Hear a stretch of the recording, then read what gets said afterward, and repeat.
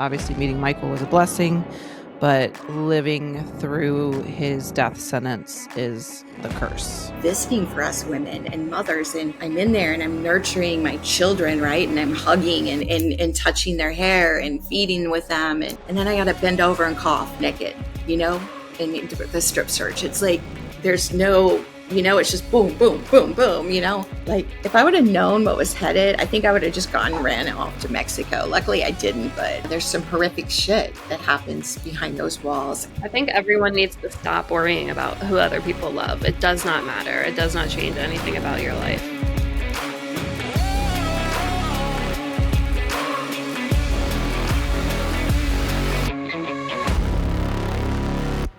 Hello, everybody, and welcome to Love Within Walls, a prison wife podcast. It's your friendly host, Gigi here, and I'm here with... Your friendly host, Paige. I'm hanging out. Yay! In a new location for anyone who is only audio. Hanging out with my shirt on. Reppin'. And she's repping Pelly Post. We had a wonderful turnout for Gilo Day. Oh my gosh, yes. In our Love Within Walls group. Oh my gosh. Everybody posted. I even was late to the I was late to the game.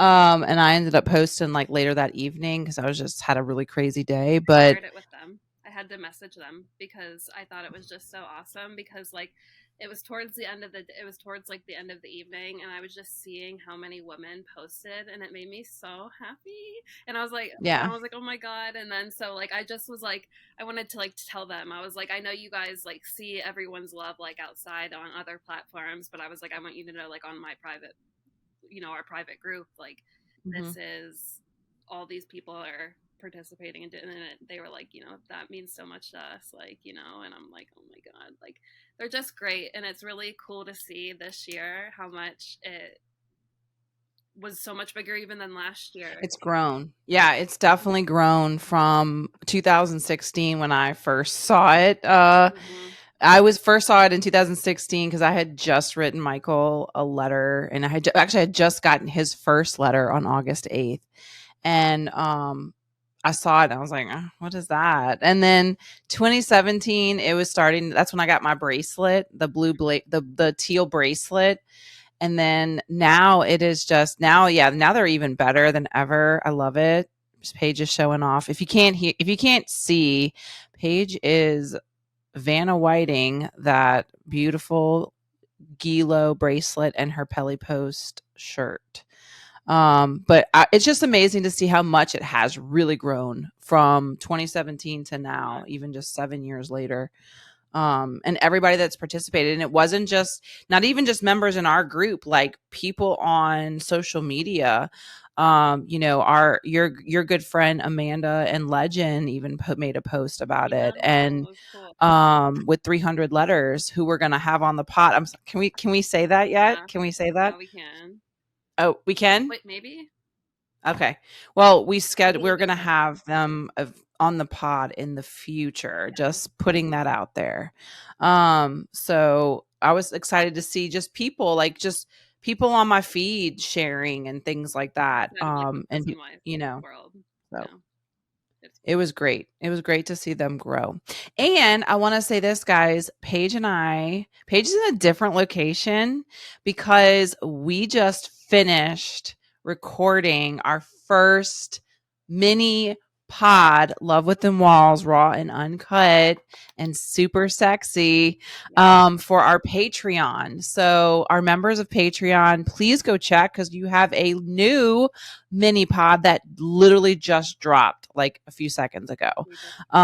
So please check your Patreon. If you're interested, go to our link tree, and you can subscribe. The reason we have a subscription is because we are going to be talking about some of the naughtier things dealing with prison wives.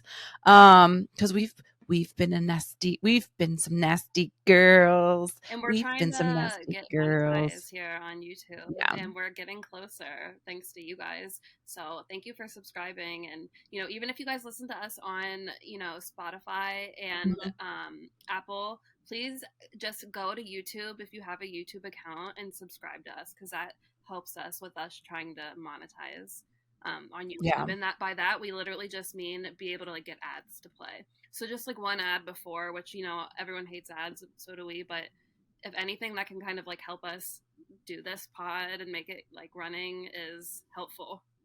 You already know what I'm going to say. It's going to help us take over the world. So join our Patreon if you want some little bit more risque adult talk $5. that we can't do on YouTube. But obviously, we want to be able to expand our YouTube as well. So, guys, we're here because you put us here. Like, you're here and you show up every fucking week. We love you. You know how much we fucking love you guys. Ooh, I'm cussing. I'm not supposed to be cussing. Kind of on YouTube, like us. We fucking love you. Yeah. We do. We love you guys so much. So join our Patreon. It's in our link tree on our Instagram or I think I don't know if you have it on TikTok or not. But join our Patreon and get exclusive extra raw content. Woo woo woo woo woo. Can I for the YouTube watchers, I'm sorry. Okay. The system we record in, whenever we hop on here, it always just kind of like takes a random screenshot of you and that's your picture that it like logs you as. The way that they fucking did both of us so dirty. It's so terrible. We just have to screenshot it and show them, especially yours is not that bad. Look at mine. You're deep in thought over there. Okay, but I have 35 chins. It's not that bad, Paige. Oh, we'll I think you're just looking down. Just needs to see these. I'm like, is this me? My other one for the Patreon was cute. I made sure I posed right before it's caught because it just randomly captures you. It doesn't. You don't have any. But I just tried to smile before I did. But this one, not even ready. Not even close. Yeah, these both were like not hits. I'm gonna take a picture of it. Wait. Yeah. Let me do that real quick. Mm-hmm. I'm gonna take a picture of the screen. Yes. And I'm gonna post it on our Instagram story so people can see. Oh my God! Wait, not right now. No. On Wednesday. Don't worry. So they know exactly what we're talking about. Okay, period. Let me make sure I get it. Sorry, Let me make sure I get it. I'm like, I have to stare at this the rest of this time. I have to say something now. All right, guys, we are on episode 24 of Love with the Malls, a Prison Wife podcast. But before we start our episode, we're going to go into our sponsor, Beyond Bars Imaging.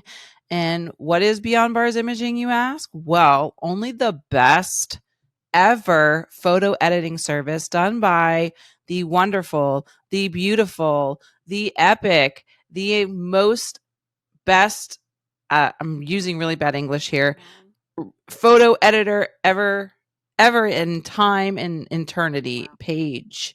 She does an incredible job editing our photos, making them look not so prison-y, and also making pictures look like if you want a wedding scene, if you want a beach scene, if you want a forest scene, if you want a fall scene, any type of picture that you can think of that you want, Paige can create. And please hit her up because she is phenomenal, y'all. And she can also do little cartoons. She can do almost like a watercolor. I don't want to say watercolor, but what is it where like the two of us are together and it's like almost like painted on there. It was really cool. Yeah. So she can do all kind of shit, y'all. Like, no joke. Hit her up. Beyond Bars Imaging on Instagrams. Beyond Bars Imaging on TikTok. And now she's even got her own Facebook page. You can go and kind of peruse and see all of her work on Beyond Bars Imaging on Facebook. Go like it, y'all, and slide into her DMs. Thank you. Thank you, Gigi.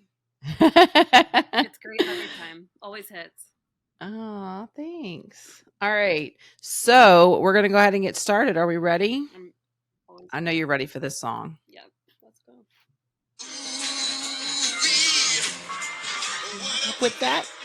What up with that? Legislation. Paige, I know you have a couple things you want to hit on with what up with that legislation. I do. Let me just say, I shared it to my story this morning when I saw it. Mm-hmm. They are holding uh, Dublin prison survivors speak truth to power. We talked earlier, a few pods ago, about the Dublin incidents, if you remember, at the facility that shut down and now had all of these, things come to light. And now, there's federal regulations coming out, like, serious shit. They're holding a Dublin prison survivors speak truth to power assembly. So basically, you're going to be able to hear the stories of what happened at the Dublin formerly incarcerated survivors there. Learn about the ongoing lawsuit and the Dublin Prison Solidarity Coalition that was started. I'm sorry. And then find out how you can become involved in supporting the groundbreaking struggle. So basically, you can RSVP online. The link is a little bit long, so maybe I'll just put it in the description of the YouTube video if anyone wants to go check it out. And we can even post it, make sure to post it to the pod, maybe. Okay. If anyone wants to sign up and join and hear about their stories, which are, I can't imagine brutal. how horrifying. Yeah. On a little bit lighter of a note, I don't know if this happened since the last pod or we just didn't talk about it last pod, maybe. Did we talk about Tim Waltz? Is that the VP? The pick for VP for... Yes. We know we did not. I had something too. I don't know if you sent it to me or I sent it to you. I don't know if we have the same thing or not, but go ahead. So I just had an article, like, he's very criminal justice friendly. I think I did send it to you. If it's there's two different parts, so I guess let me just... Okay. So he has significantly advanced criminal justice reform in his state, according to this long Twitter thread on X. He was introduced several progressive policies, including legalizing marijuana, capping probation terms at 5 years for most felonies, and eliminating supervision fees. He also abolished life sentences without parole for juveniles. Wow. I'm obsessed. He established the Office of Restorative Practices for Juvenile Offenses, and he reformed the felony murder rule. Wow. I wish, like, if you aren't on YouTube right now, I wish you could see my eyes. I'm like, additional reforms include earned release for good behavior, harm reduction practices, a streamlined pardon process, free prison phone calls, and restored voting rights for those on probation or parole. Waltz was also appointed as former public defender to state Supreme Court, and his wife, Gwen Waltz, has worked to expand educational opportunities for incarcerated individuals. Wow. Impressive, sir. Couldn't have picked a better man, in my opinion. Yeah, and I was going to add to what you said. Worth Rises posted this today. They said that the selection of Governor Tim Waltz, I call him Waltzy, confirms that making prison and jail phone calls free is politically viable. Supporting criminal justice, period, is politically viable. This is, honestly, if they are to be elected, this is awesome news for federal families. Yeah, because that y'all would probably be affected first out of everybody. Like, I'm thinking immediately, obviously, even death row. I agree. It's literally polar opposites on the what's up right now. That's insane. Yeah. So, and someone, I'm going to add something about him. So I won't get political on that, but I just... No, if either of them were super prison reform, I would talk about it. But guess what? That's just not what the reality is, so... Yeah, I agree. And I'm just going to mention this. Somebody put this on X, or AKA Twitter. It's talking about, obviously, the fact that he had a DUI arrest a long time ago, I guess when he was young. And so he understands. That's what somebody said. Like somebody put it up there, like put his mugshot up to kind of like cut him down. But somebody said Waltz not only sobered up and turned his life around, but then became governor and signed the Minnesota Clean State Act to enable 500,000 plus people to seal their past arrest records, giving them a second chance too. That's So like, he's been arrested. He has a fucking mugshot and he's doing something proactively, not just being, um, you know, what's the word? Draconian and trying to do good tough on crime. Let's get tough on crime. He's actually doing progressive measures to make criminal justice reform better mhm. and make things better for everybody, not just people in prison, but people on the street, people, the community, everybody. Yeah. So he's helping families of those incarcerated. He's helping incarcerated individuals. Understand He's helping. issues of why Yeah. this mass incarceration is happening, so maybe we can actually get it addressed and have actual problems solved. And I will say, no matter where you fall on the party line, if that's where, you're just voting based on party line, you don't care about the people. I will say this, like, it's finally refreshing to have someone come in and actually want to do something and do wonderful things for the community in general.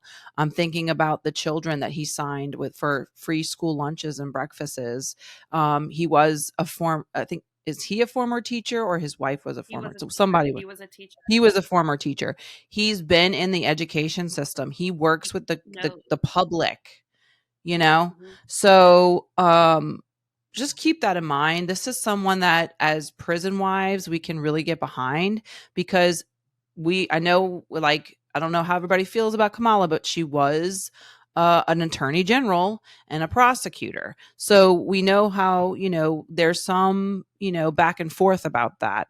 But I will say that this guy, as her VP, is someone that is going to bring about lots of good criminal justice reform ideas on the national level and bring Very awareness. progressive thinking, and that's Mhm. what we need for any kind of change right now.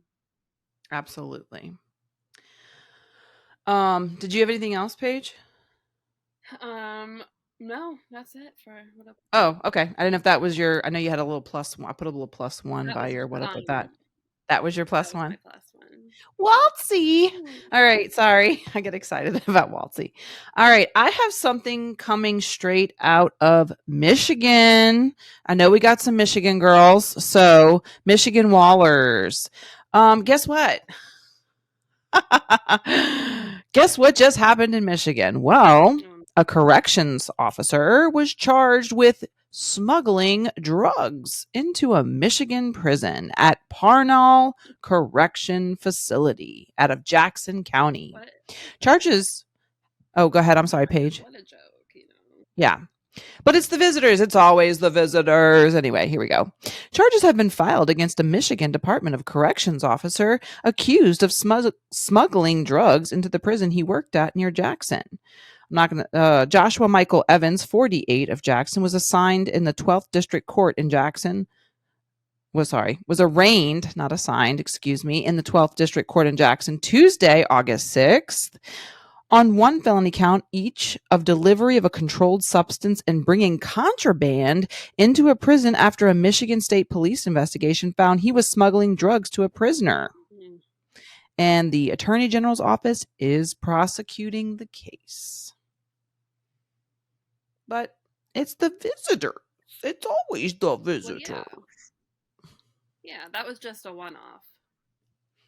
And so you guys know, I'm just going to go through this. They had 2 female correctional officers in Louisiana arrested for not only smuggling cell phones into a facility here in Louisiana DOC, but also having sexual relations with the inmates. So y'all, I'm going to say this. Can I just say this? Because they always say this at Angola. I've talked to correctional officers at Angola, and I'm talking like high-ranking correctional officers, people that have been there for 40 plus years. Okay. And they always say that the correctional officers are worse than the incarcerated individuals. Because where do you think the drugs are coming from? Where do you think the cell phones are coming from?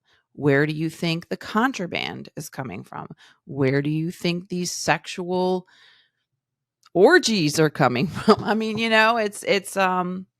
it's pretty I just, and the thing is, we were talking about it in Real Housewives of Angola. I'm not trying to go off on I am going off on a tangent here, but it's just interesting that these people who, especially the higher ranking correctional officers, never get in trouble. Mm-hmm. It's always the lower ones. Like at Angola, they used to have a drug ring, and it was all the lower grunts, like the COs that were at the bottom of the totem pole. Someone has to take the brunt, you know what I mean? And everyone who's higher up is protected. They're gonna have to resign. Yeah, you're not gonna deal with any for medical reasons. Yeah. So they know. The thing is, the people like, well, why don't they do something about it? Well, they know. The wardens, the DOC commission, they all know what's going on. They just punish the lowest man on the totem pole. And the other guys just have to resign and then go to a different prison. Go figure. And carry on. Yeah. But it just shows how corrupt the system really fucking is. Meanwhile, we're traumatized and we're judged and we're blamed for everything. But, these are the fuckers causing all the issues. So, that's all I had for What Up With That. Paige, it's time for your little mean tweet of the week.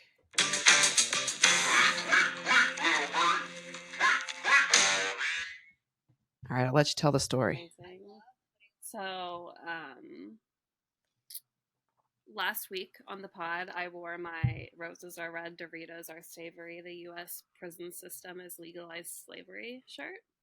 And literally all I did was post a TikTok. Literally, the TikTok is, I think, like 3 seconds long, maybe 4 seconds. And it's literally. Can I just say you look super cute in your little TikTok with your shirt? Oh, thank you. Okay. It was right after we filmed. Yeah. I gotta take TikTok in this shirt, like show it off a little bit. So I posted the video of me doing that, and I had like this sound. Like a very, I love putting on just like a very low key, casual outfit. I love putting on just like a low key. Okay, so I don't know why this shirt triggered a lot of men. Maybe some. I mean, a majority. I'll speak of. The majority were male. Yeah. I posted some of it on my story on Instagram because some of it was so crazy. But I'll talk about just a few of them. Someone commented that, keep in mind, this shirt is literally referring to people getting paid to do labor in prison. Like, that's literally what it's not saying. Free everyone in prison. No, it just says the U.S. prison system is legalized slavery. Yeah, but people don't understand that. They see the shirt and they're like, that's what I'm saying. It's insane. So someone goes, maybe don't commit crimes. Hope this helps. I said, many crimes stem from systemic issues like poverty, environment, or lack of education. I hope this makes sense. And I saw that. That was a great retort, by the way. I just wanted to say that. But thank you. But it's literally just the truth. Yeah. And like, that's what. But then they go, no accountability. What? Why? You have to be able to factor things like that in, because just because you grew up and lived a certain way does not mean that the person beside you did. Yeah. Yeah.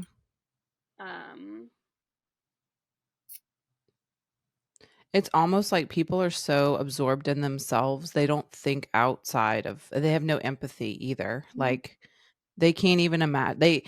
I will say this, like, coming from the background that I came from, I grew up that way. A lot of people think that everybody lives the way they do, and they don't. And me working in public education, I see that not all children have the same, growing up as I do. There's a lot of trauma. There's a lot of issues, but the people that live at a certain level don't even think about that. That doesn't even enter their brain. And it's kind of crazy because they think that the world just revolves the way that everybody lives the way they do. Mhm. So I'm sorry. Go ahead. No, I mean, you're right. So another comment on here is just someone going, as it should be. And I just wanted to clarify that they knew what they were saying that to. I said, legalized slavery is not as it should be. Everyone deserves humane treatment and a chance to change. So people are we should blast this person. I know. So this person's saying that slavery is absolutely okay. As it should be, he said. They were given a chance to stay clean and chose a life of crime. They chose a life of crime. No, they did not earn their. No, now they need to earn their 3 meals a day.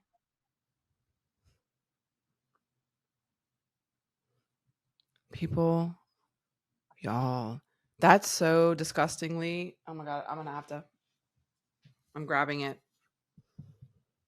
These people make me nuts. This woman, Molly, craziest hair I've ever seen on someone. Play stupid games, win stupid prizes. I said, slavery is a prize? Weird take. The fuck? Y'all. And then someone said, let me guess, your baby daddy is in jail. And I wanted to reply, actually, no, but should he? Just JK. Y'all, people's brains, I wonder, like, and you think about the people, like, let's just be honest here. Let's just be honest here. Have you ever broken the law? Ever in your life? I have. Yeah, I mean, several times. Anytime I go over 70 miles an hour on the interstate, you're breaking the law. Stop acting like you're so above everybody else. Oh, and I'm getting pissed. This person I just need people to shut the fuck up and sit the fuck down. This person said, clearly you have been wrong. You have never been wronged by someone who was sent to jail. You would think otherwise. I've been wronged by people that should have gone to jail and didn't fucking go to jail. So fuck you. Like you're you're projecting. Like, you have no idea who I am or what I've been through, weirdo. Yeah. And then this one's my last. Wait, there's also white liberal female intelligence in caps lock. And I said, why are you screaming? And then the last one is, are you one of those slip off your seat for serial killer types? And I go, supporting humane treatment equals in love with serial killers? I guess so, then yeah. Wow. Like, that's where we're at. Mm-hmm. Y'all, people, use your noggin. A shirt. Because let me tell you, some of these comments can get you fucking fired. Yeah, some of them are brave enough to just be like, this is my, like that Molly with first last. I support slavery. That's what you're saying. Mm-hmm. That's like hateful. That's hate speech. Just saying. Watch yourself. Check yourself before you wreck yourself, boo. Because you on a roll to go. If somebody sees it if we put your name out there and somebody sees it on social media, you're fucked. You're big time fucked. So just think about before you press enter on that comment if this is something that you want to sign your name on, because not everything on the internet is private, even when you think it is with those private accounts, is all I'm going to say. Because that's it. That's all even. And listen, it's okay to disagree with something. You can just scroll the fuck on. Mm-hmm. Get scrolliosis and get to scrolling. Oh my God. Just saying. All right. I have a quick little update from last week's pod. You talked about the things Governor Newsom was doing with San Quentin death row and how they moved them out and how they're going to change San Quentin to more of a reform type, Norwegian type Yeah, model they've of already started, prison. yeah. Oh, awesome. Well, I had one of our lovely Wallers messaged us and said that she wanted to give a little bit more, I guess, background into the death row. She said, in my man's facility, he is in a state prison in SoCal. They have moved few of the death row inmates from up north there. Their sentences remain the same, unfortunately.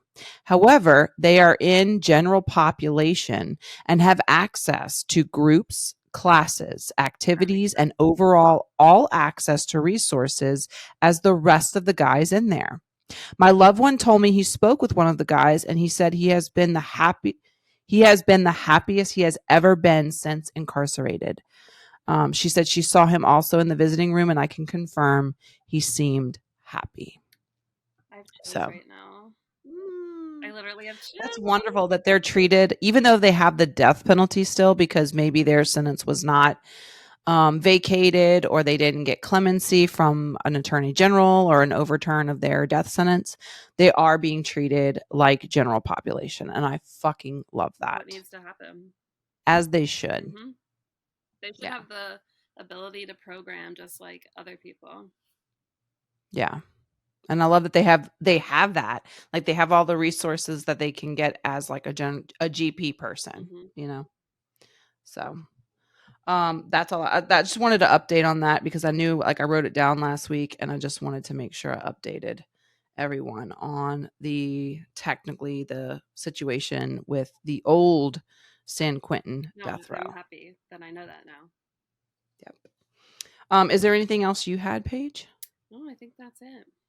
Okay. Well, we are going to roll right into our next guest, Miss Michelle Garcia, and she is going to tell us a little bit about her journey as not a prison wife. I'm just going to say that, not a prison wife. So this is something totally different.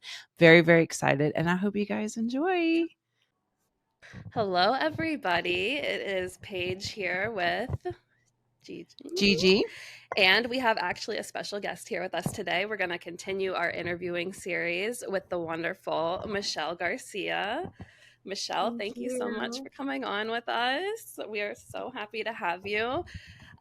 Michelle's situation is a little bit different than other people that we'll have on here. We are typically having prison wives, but Michelle, maybe you can tell the story better than I can. Do you want to tell us a little bit about yourself, give an introduction to our listeners? Yeah, sure. And a little disclaimer first, like I have a French bulldog here. And so if you hear these really loud sounds, it's not my husband, it's the dog.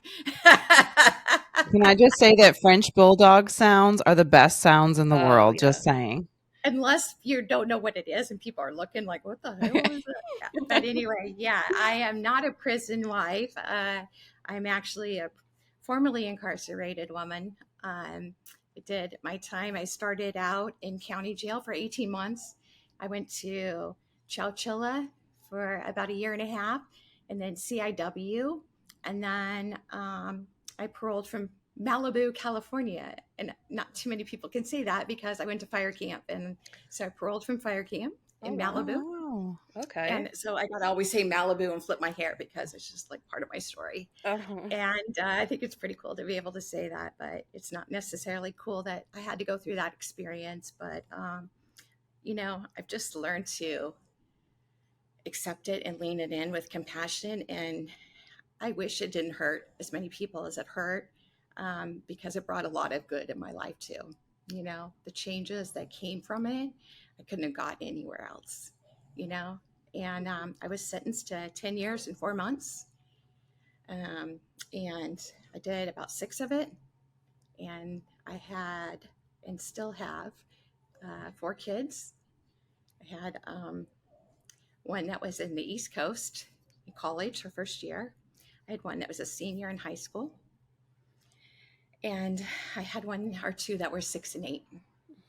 Wow. And and so my husband, bless his soul, kept us together.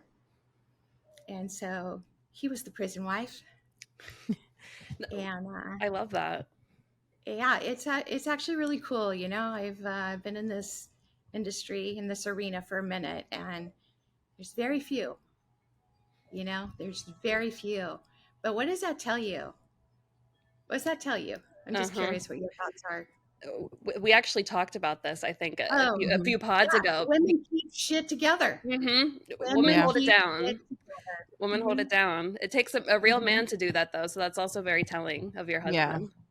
Yeah, exactly. And there's the few that I know I'm actually still friends with. Like, I just stayed at one of them's house a couple months ago. Like, she lives in the Central California area. Whenever I go through, I stay at her house. But her and her husband, um, and then another couple, but they end up getting a divorce afterwards. But I think it was like even though it was like it was for the better for both. Like, they needed, but they stayed together while they had to, and and then the third one that I knew that was pretty hardcore, like, she went back and he said no more, you know and so yeah, but I feel pretty honored that we're still together, and that we're still going strong, but we're also still reeling in the impact of incarceration. And if you add up all the time, because you ready for this? Drum roll. Next Monday, I'm celebrating 13 years of freedom. So 13 Wow. years of Wow. Congratulations. Thank That's you. amazing. Plus the 6 years I did. And this is like a 20-year episode. And I'm still wheeling in consequences, Mm-hmm. and Yeah, that's on my family, not definitely.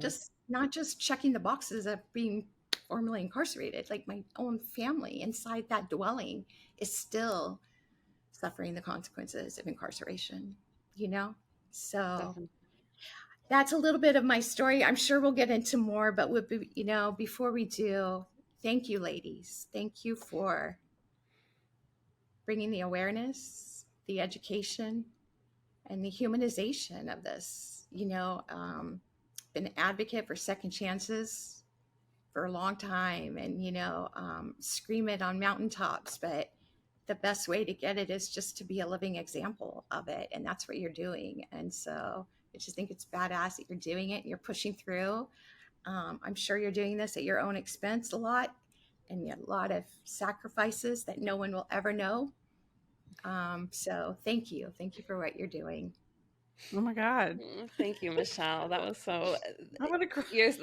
I mean, you're right, and Sorry. honestly, thank you, because you coming on here and being vulnerable with us, sharing your story with everyone who listens to us. Like, you're gonna touch so many people, even more than you already have, and I appreciate you letting us do that so much. Yes, thank you so much. Right. I'm like, okay. I know. I had to take a second. I was like, So, Michelle, around what, you don't have to tell me what age you were, but what when your crime, what age did you get thrown into this system? I guess it was, well, I'm almost 60, so it must have been almost 40. So yeah, right before I'm 40th, I remember my 40th birthday being incarcerated.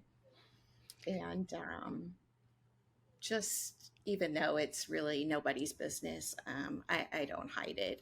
It was a white collar crime.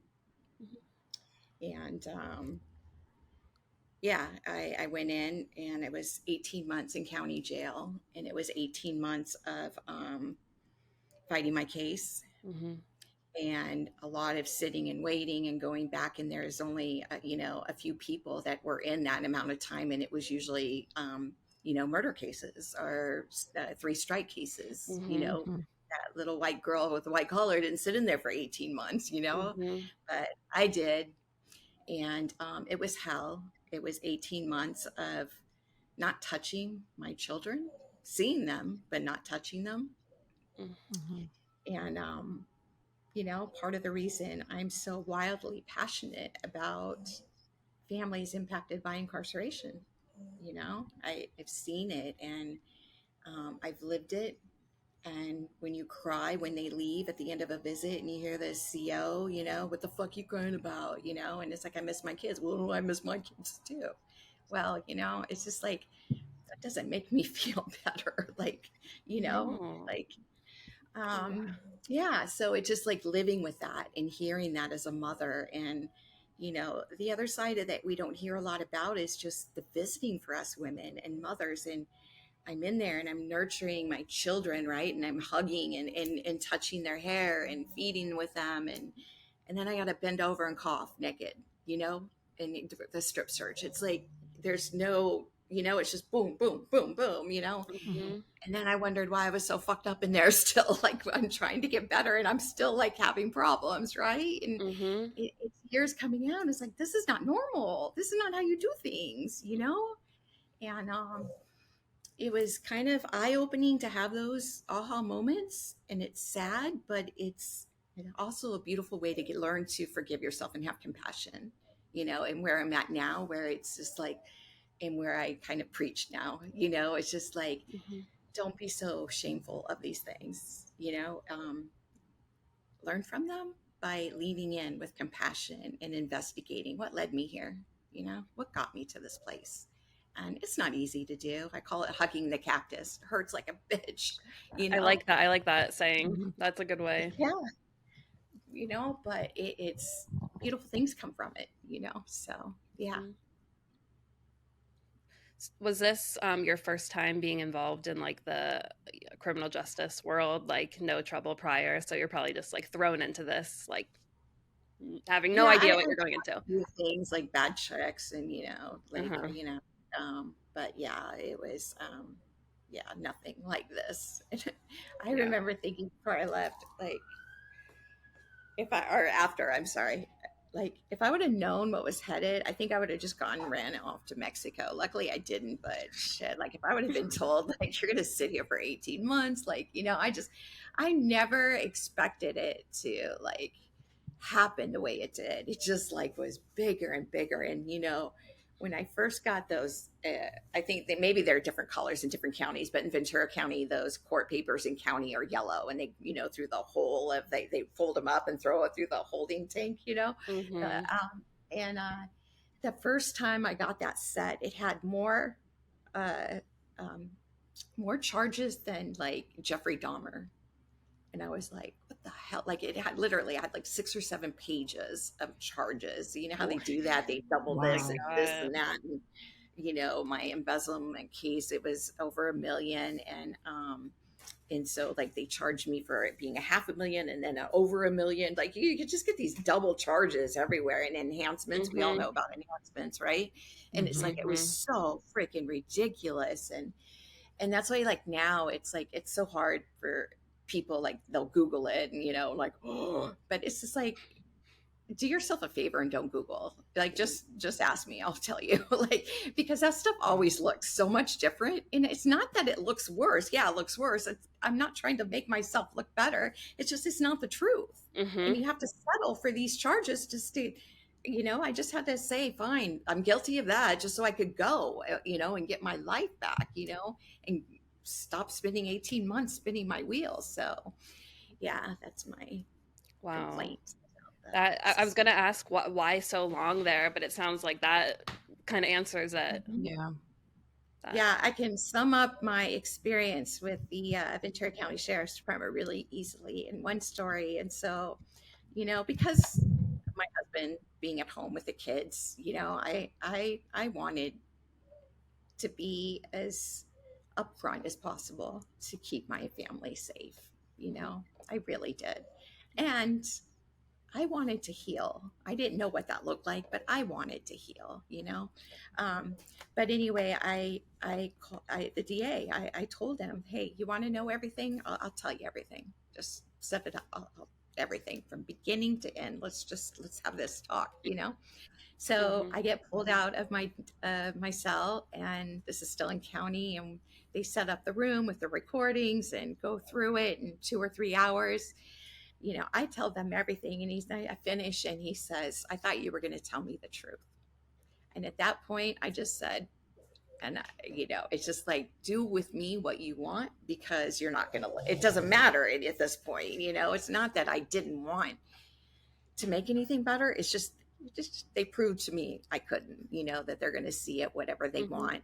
And then I found out later, but they did this because I said, just keep my family safe. And they promised me that. Well, while we were in the room, they were raiding my husband at gunpoint for no reason, and it's like, so like, and when I connected all that, I was just like, this is not rehabilitation at all. Like, not even remotely close, and this isn't healing. This isn't conducive to anything. And so I learned real quick what it was about. Of course, I unfortunately still had to learn lessons in prison and that sort of politics, but that was my introduction to county. And yeah, a wake up call real quick. So it's terrible how you don't know about that, all of that stuff that happens there, until you live it or you have a loved one who lives it. And it's so common, like so common. Yeah. Wow.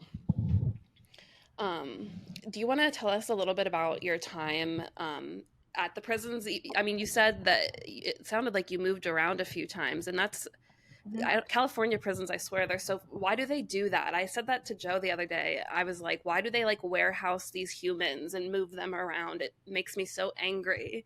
Like, yeah, I think a lot of the movement now is for total different reasons. I and it's also, I think the movement for the men is even its own little, entity, politics.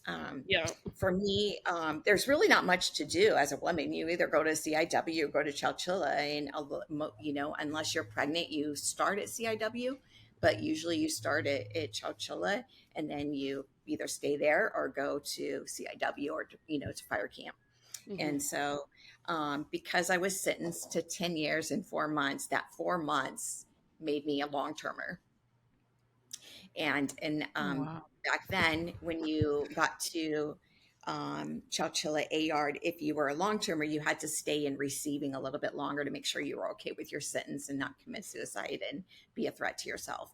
And so, which is really a story in itself, because I remember just like jailhouse religion, right? Which I'm not mocking because it saved my life, but it was jailhouse prayer. It was like, please just like show me you're there by removing the 4 months. That was my prayer. And I didn't. I was nope. Judge said nope. 10 years and 4 months. Like they didn't even remove the 4 months. Like so. But then that 4 months haunted me again when I got there. I was like, what's the purpose of all this? And I still have yet to find it. But I know God's going to reveal it because it was so loud. It was such a loud message. Maybe I'm going to win 4 million one day or something. I don't know. But there was something with that 4 that was really powerful that hasn't come to fruit yet. But yeah. So so I was on receiving, and it was I don't really. I remember it, but I don't remember. What I do remember is just being so hungry. I was so hungry, and as a child, like part of my childhood trauma is not being fed, and I didn't realize it until I started like this healing journey later. It was just like, that really messed with me, I think. I was hungry, and I was not a big apple eater. I didn't really care for apples, especially prison apples. I don't know if you've ever had one, but they're not very good. They're mushy. And like, I ate that apple so like there was nothing left. It was like that little core was just so clean, and it was the best tasting freaking apple. And I still eat apples to this day because that apple was so good. But yeah, I got over there. I was just really hungry. It was July. It was hotter than Jesus. It was so hot there. It was so hot. Chowchilla, California. Yeah, it was. I mean, like we're talking like 102 to 107. Like it's hot. And of course, there's no air. Right? I was gonna ask. Yeah, no air, swamp coolers, nothing. But so yeah, just being there, getting over the wall, and meeting a few of the 805ers. That was like my first cool thing. I didn't realize like certain counties take care of each other, and Ventura County is area code is 805. And so like, hey, you're from 805, girl, right? And here's a cigarette, here's some shampoo. And I wasn't smoking. And so, but I did take the shampoo. And and so I got over, and then I was able to go to commissary that first week, and then I saw that I was able to get boxes, and and it took probably about 6 months or so to kind of get a little settled. But you get settled, you get a blow dryer, you start to learn. And I had a job, and I met some people, and I just started to find my place. It wasn't easy by no means. I think I cried every day and every night for a good couple of years. So don't get it twisted. Like, I'm not saying like I adjusted really well. It's just you adjust to the hell,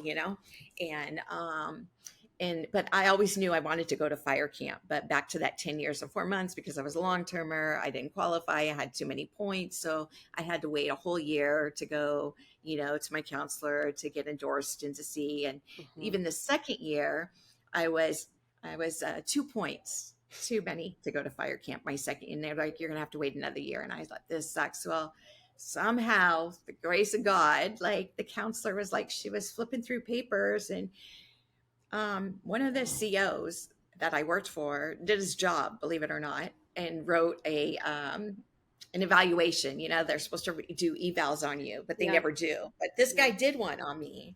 And this guy's like a real ass too. So it was really weird why he did his job. I don't know why he did his job, but he did his job.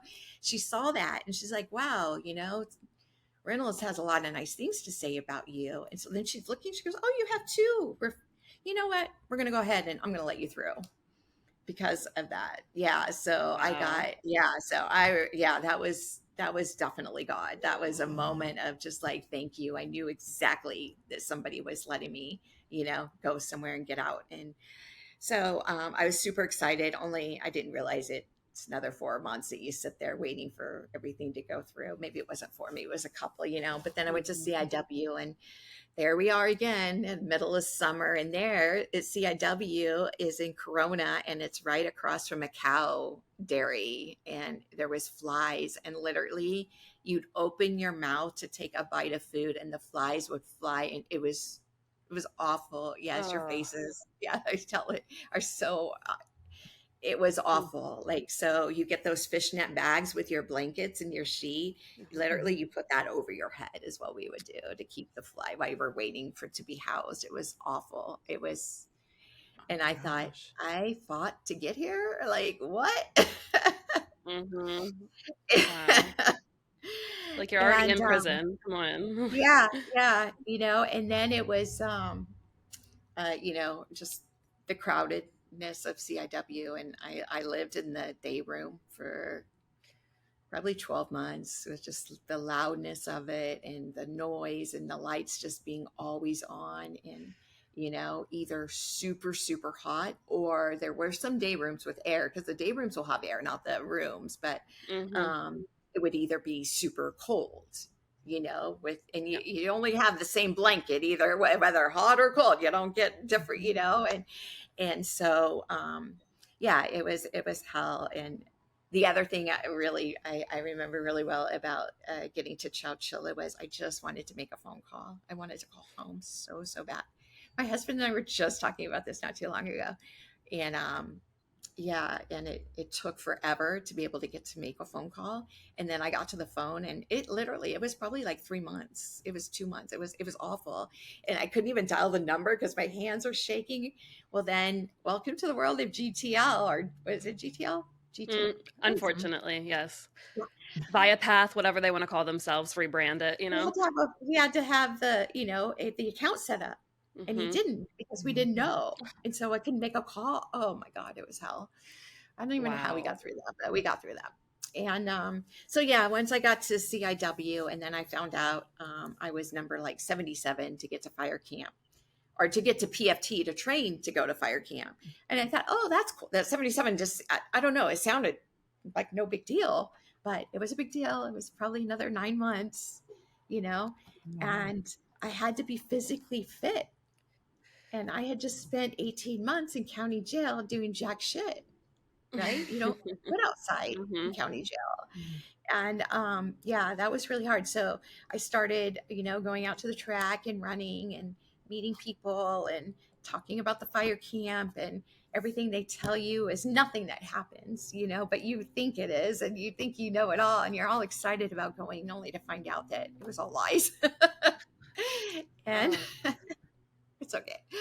And but yeah, so that was my experience. And so the moves were actually in my favor. And my family lived in Ventura County, and Chowchilla it was about a 7-hour drive for my husband, and so it was hard. And then CIW was a little bit closer, so we got to a couple of hours, and then Malibu was about 40 minutes. So they kept getting closer to home. So they were actually, but the really crazy thing I think a lot of the community and outside people forget is it sucks to be in there already, but when you move, you have to start all over, because you gotta, Yes. Contraband isn't just cell phones. Contraband can be a stinger that is old, and you got a new one, and you have two stingers, so that's contraband. Like, it's contraband isn't just bad things. It's just an excess of things, or things that are broken or modified, right? And you use these things to, like tampons. You take those apart, new ones, new clean ones, and the string, and that's how you would thread your eye, but that's contraband, so just to give an idea to your listeners, contraband is, think what contraband is. It could be, but you lose all of that when you get transported, because they go through your stuff, and it all has to meet the, metrics. And so that's the bad part of it, is just having to start over, and where I think it was Chelchilla bags, were easy to come by, because you would just buy them from people to make your food in the plastic bags, the trash bags, where at CIW, they were really hard. So it's like, how do I cook my food? You have to really learn the tricks of each facility, so that was the downside of it. But the good was just being closer to home. Yeah. I had a question about, you and your husband and your children, obviously. What, like, to be able to make it through your sentence and get out, what were some things that you did on the inside to keep that love alive between you and your husband? And obviously, what did he do as well, holding you down on the outside? One of the things that we did that is just still kind of touches my heart is like during Lent, we would we'd read the same psalms together, and then after Lent ended, we just continued. And so we would read different verses, Bible verses, and we'd talk about them in our letters. I love country music award shows, and so we would watch those and talk about them, and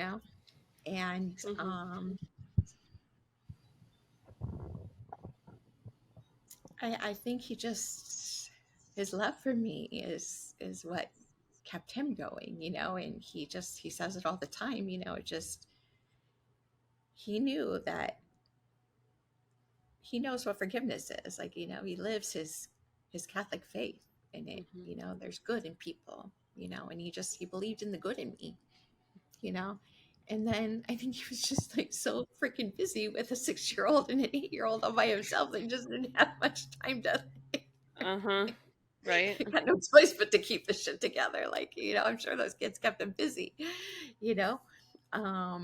and so, yeah, those are some of the things we did. But I think we both just had our own determination, right? Like, his faith kept him, and me was, I heard a message when I got to AR. Like, God just really put something on my heart and just told me, if you take care of you, Michelle, I'm going to take care of yours. You do what you need to do.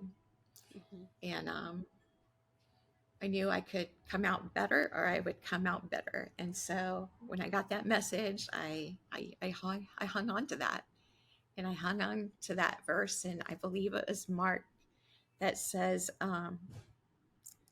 what God put together, let no man take apart. you know, Mhm. and I would just adapt that sometimes, like what man put or what God put together, CDCR won't take apart, you know, because you can take my freedom, you can take all that, but you can't take this, Mhm. you know, you can't Yeah. take this. And in I love here was my family and my love for them, you know, and but I also say it wasn't always that easy. It wasn't that that was later on, you know.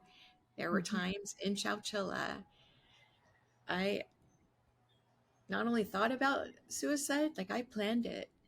When there was one that it was planned, and the only thing that stopped it was this most annoying roommate who worked every day until 4 o'clock came home early, and her Wow. annoyance was talking, and so she just kept talking and talking and talking, and she saved my life and had no clue. She still has no clue, but I have you know, chills. You just so said that. I'm like, oh my yeah. gosh. Wow. So I, you know, and I don't share that for pity. It wasn't always, oh, my husband loves me and I can get through this. Like it wasn't, you know, it took a Yeah. lot, you know, and Mhm. it was a lot of this. But at the end, it was like, yeah, you got no choice but to do it. And now it's like, fast forward 20 years, my husband is home. He just had a knee replacement surgery. So we're together like 24/7 right now. Yeah. And we're like on our third week. Yeah. And Your eyes say it it all. but it's like what a gift Yeah. like that prison was, because it's like you know, it I don't know, just somehow like the opposite ends of it, right? And it's just like this has been a kind of a really cool gift of the opposite side of it, and just being able Mhm. to celebrate it, you know, just being able to be together in a way that we never were before, you know? So I don't know, kind of Totally. my point at it. Yeah. Yeah. Yeah. I want to hear about when you left prison, how that journey was for you, because I know you're dealing with everything you just lived through and trying to move forward. And what was that like for you? Yeah.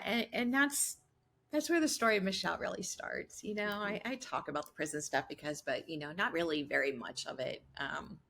Because most of the people that I would speak with like know what it was like, right? You either know, you know, from your spouse, and Mhm. my girlfriends knew from being there. But the real story of Michelle kind of starts like reentry, and I spent, you know, 6 years practically counting down these days and waiting to go home and brush my daughter's hair again and get my kids, you know, make their lunch and cook them dinner, and on rainy days, you know, make chocolate chip cookies. And, you know, you just, that's how you get through it. You just keep focusing on that, you know. And I had that date, even though that date changed a couple of times, you know, not from anything bad, just with good time. Mhm. um, you focus on that, you know, that's your goal, that's your prize.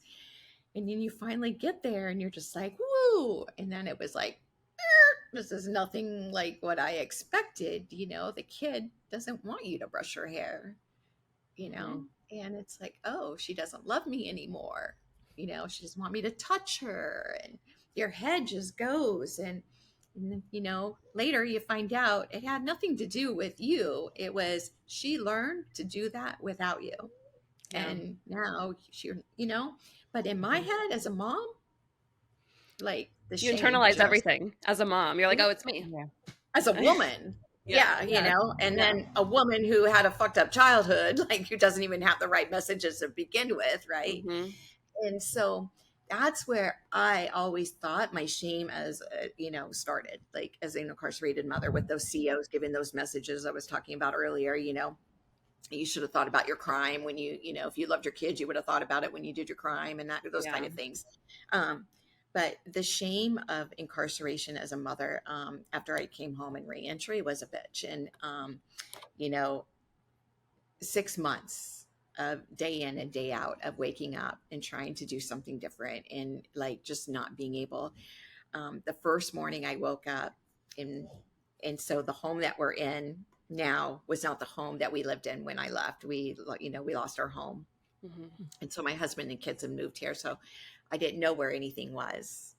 And I went to go take a shower, and I was so excited about taking that first shower, right? And having a cup of coffee with a ceramic cup. And I didn't know where the towels were. And I had to ask my family, like, where's the towels? And like feeling like a guest in your own house, not feeling a part of, and wanting them to go in the kitchen and cook, but not knowing where the pots and pans are. And it just sounds like little things, but all this stuff just really adds up and brings in a lot of separation with you, and it's like you just want to live happily ever after, and you can't. Mm-hmm. The truth is you can't, but you're just convinced.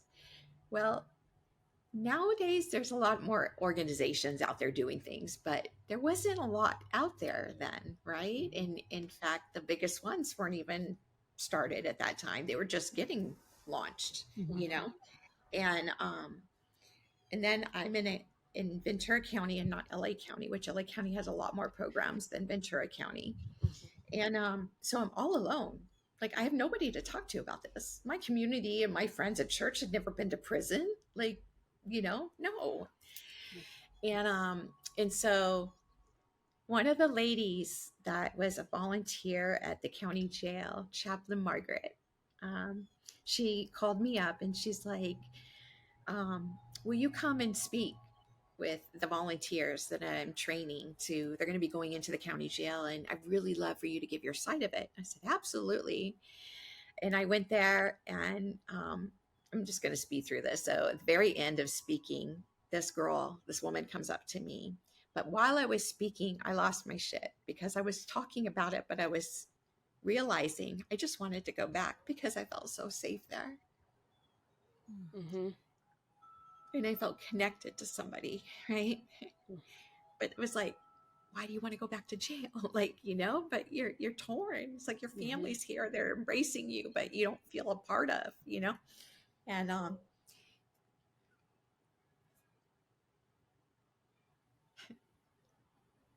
and so this girl comes up to me and she grabs my hand and she's bawling. And I don't hear anything she says because she's crying so hysterically you can't even understand. But I heard me too. I literally heard her say me too. And we're holding hands and she just squeezed my hand so tight and said, me too. And she walks away and I was like, me too. I'm not alone. I'm not alone. Like, that just did something. Like, I'm not alone. Did it make everything change? Did it change my feelings? No, but just like, whew, thought it was fucking crazy. Like, I'm not alone. And that just changed everything for me. And that also made me who I am. It made me the advocate that I am, because I thought, oh, hell no. And that's where that's why I talk about the shit nobody wants to talk about. Do I? Am I like not embarrassed? Yes, I'm embarrassed to admit some of the shit that I talk about. But the truth is, like, I want to say it out loud for me because it helps eliminate my shame, but it lets you know you're not alone, and it lets her know and them know, and like it just continues on, right? And that's how communities build, and that's how things change, So that is really re-entry is why I'm still here. That's re-entry is why I got into this work. And the two passions of mine are re-entry, second chances, and families. Like that's my passion. That's my heart. That is where I struggled. That is what was going to be the life of me, And so, one last turnaround with wanting to not live was 6 months home. And it was around that time, and that kind of changed it. But it wasn't that I wanted to die anymore. I didn't know how to live. And that was the piece. It's like I did not know how to live after incarceration, and I was really, really fortunate that I didn't have to work, and it wasn't because of money. I mean, we ate tortillas and beans a lot because of this, but it was a sacrifice we made so I could get the stench of prison off me, but I could also rebuild my family again and be a mom again, and like, and that was not even knowing what it was then. It was the best gift I ever gave myself. That year home was like, thank God I did that, thank God.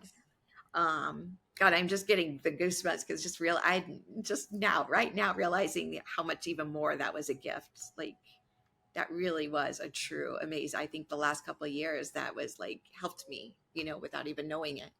But yeah, and so I hit the year, and we were in Yosemite. We went to Yosemite for vacation, a family vacation, and we went on a hike that morning. And have you guys been to Yosemite? Never. It's on my bucket It's on list. my, yeah, I was gonna say it's on my bucket list of places Okay, to well, see. you got to go. But anyway, you're doing the hikes, and there's those huge waterfalls, and you can be literally like really far from the waterfalls and still feel the spray of it. But anyway, I kind of, and I was like a hiking badass. I gotta say that because I had just gotten out of fire camp, right? So I was Yeah. pretty like Hell fucking buff on yeah. those You gotta be mountains. Like I fit had at to show fire off. camp. Yeah. Mm-hmm. Yeah. And so I had climbed up by myself up on this, and I found this huge rock, and I laid on the rock, and I could feel the sun hitting me, and the water, the spray, and and I just looked up and just said, thank you. Like, thank you. I don't know how I got through that year, but thank you, and I still just want to stop and say thank you, because it was such a gift to make it to that. So it was like, me too. Then the year mark, right? And it's like, all right, we got, we got this. And it just kept, that momentum just kept getting bigger and better, and the strides kept escalating. I kept climbing up, and it still, I would get hit. Restitution would hit me, and I got some stories about that shit, like taking everything out of my accounts, and 49% of my paycheck, like Oh my God. daughter getting sick and us not having the money, calling the state saying, can you help me? Nope. It's like it's still been hurdles. It was not easy, but you gain the momentum to get through those things, right? Every hard time you get, you remember, oh, I got through that one. Oh, I got through that one. And pretty soon you got a book, and you're like, oh, I can do this. It's not easy, but we'll get through this. What do I have to do? And so, and then I got to the 5 years, and something magical. I turned 50. I had 5 years of freedom. My whole family got together. I still love that picture. I can see it. I had like a gold sparkly sequins dress on. Like, it was just That's like, we were awesome. it. It was like, and I had a surprise, a birthday party, and I was working for Get on the Bus. And so, which is an organization that takes their kids to see the parents on Mother's Day and Father's Day, and it was a beautiful gift to be able to be a part of that. And anyway, my birthday party was donation, no gifts, but donate to Get on the Bus. Oh, that's And awesome. it was just really cool. I had some prison people there, I had non-prison people there. It was really cool. We had a great time. And then, more hard times happened, 6, 7 years, 8 years. And then it was like, got better again, and then 10 years, I hit 10 years of freedom. And it was so Freedom Day was a national holiday in our house. Like, our whole family celebrated it, Hell yeah. So the 10-year, the kids were empty nesters, and my son was in the Navy, and my daughter was in Spain. My older kids were gone. And it was just like, it was just my husband and I. So we went to Hawaii, and we had a beautiful vacation. It was like our first vacation alone, but it was also Freedom 10. It was just, I had just begun my healing journey, spiritual journey that I'm on right now. I just started that. And it was just, there's no words to describe, just when you can just breathe and you're just like, fuck, I feel good. I feel good. And that was 3 years ago next week, right? And I swear to God, it's been fucking hell ever since. Oh no. I'm sorry. Can I cuss? You can Oh, absolutely. yeah. We're always cussing over here. I always cuss. It's okay. Mhm. Okay. Yeah, so it's been hell ever since. Oh my God, it's been so much growth. I very involved in social justice work at this time. I'm working for an amazing program, Ventura Training Center. It's a program that Governor Newsom, or actually Brown, started, but they put in like $18 million, and it was a collaboration between CDCR, CAL FIRE, California Conservation Corps, and to be able to allow previously incarcerated firefighters to work for state entities, whether it was CAL FIRE or, Amazing. amazing program. And what a gift to run that. Like, what Yeah. a gift. It was a full circle for me. It was, it was amazing. It probably one of the greatest accomplishments of my professional career. I would definitely say it was just like the happiest moments. Don't get me wrong, I loved reuniting the kids with their parents for, with Get on the Bus. Mhm.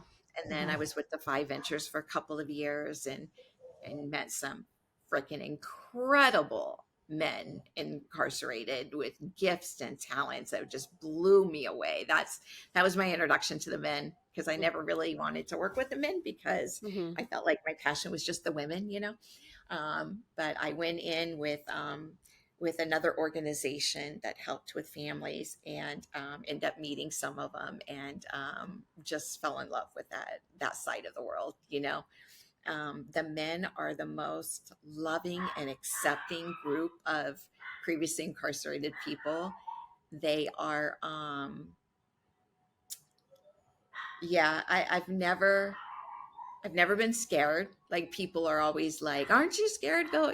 Never once been scared. Mhm. Never had an inappropriate moment with any of them. And even took my husband when I was with Defy. He went to one of the Defy events, and um, at Avenal prison. And to this day, they're like, "Where's Jerry?" Like, I would, like, they still love Jerry at Avenal State Prison, my husband, because of Aw. that. So yeah, but anyway, this was a huge, just a huge blessing to be there, and to take these men and to see them, and their lives transform, and still getting calls. It's fire season right now, and I just got a call the other day from one just saying thank you. And it's just like, he's like, "I still think," and it's like, that it was, just the value of a second chance. Mhm. Sometimes a second chance is a second chance, but we never even got that first chance, right? Yep. And so yeah, that was a huge honor to be a part of, and also a breaking point for me, because that's when, social justice work just changed for me. It just, that's where it changed for me. And I had started this healing journey, and I called VTC, Ventura Training Center, Ventura Transformation Center. That was my nickname for it. But little did I know, the transformation wasn't just those men, it was me being transformed too. Mhm. And it was me getting burned out and broken down, for me to figure out that I still had a whole bunch of healing from prison to do. I wasn't as far along as I thought I was, and it's not bad. Mhm. It's just, I had done everything I could do. So what was there more to do? Right. Mhm. But now looking back, I see that there was a whole bunch more to do. It's just, we can't do it when we're inside, because you're not safe inside. You can be the top dog in there, you can be the shot caller, but you're still not safe. You still got to keep your guard up, right? Mhm. And I just didn't even realize it then. Now I see it, but talking to some of the men, they're like, "Yeah, we knew that," but I didn't know it. This spiritual deep healing and this deep work, and looking in the mirror and accountability for yourself and healing was never brought to me, and no offense against the church, but none of those church services told me about this kind of stuff that you're going to have to learn to heal from your trauma. Just they just preach that God loves you and your forgiveness, and which is great. It gave me my foundation. But reading the Psalms now and reading those Bible verses doesn't do the same work for me now. Now I have to do things differently. And but how I got there was, this organization I worked for just kept hurting me over and over and, tearing me down. And instead of acknowledging that like that, I just kept trying to be a people pleaser and giving more and wanting everyone's approval and getting a bigger raise and a better promotion and keep climbing this corporate ladder. So that I'm like, I called it my living amends. I thought it was like making amends to you and the community. And in fact, the very community that I took from, because I live in the same county, So it was like, it felt like I was like doing all these good things, but why am I falling apart? Why am I burning out? And then COVID and the world shut down, except for unless you worked for ARC, then your world didn't shut down. Well, I take that back. Housing and VTC, part of ARC. The rest of them were all on putting Slack messages. Do you guys know what Slack is? I did. Yeah. Yeah, the platform.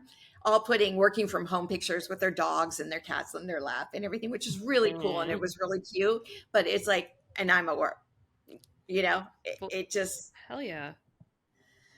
But in their defense, like nobody knew how to handle COVID, right? Nobody knew. So it was like we were all just like, but 6 months later, it was like it beat me down, And then one of the participants had left, and he had graduated, promoted, was working for a different fire entity, and was burned over in a fire and almost lost his life.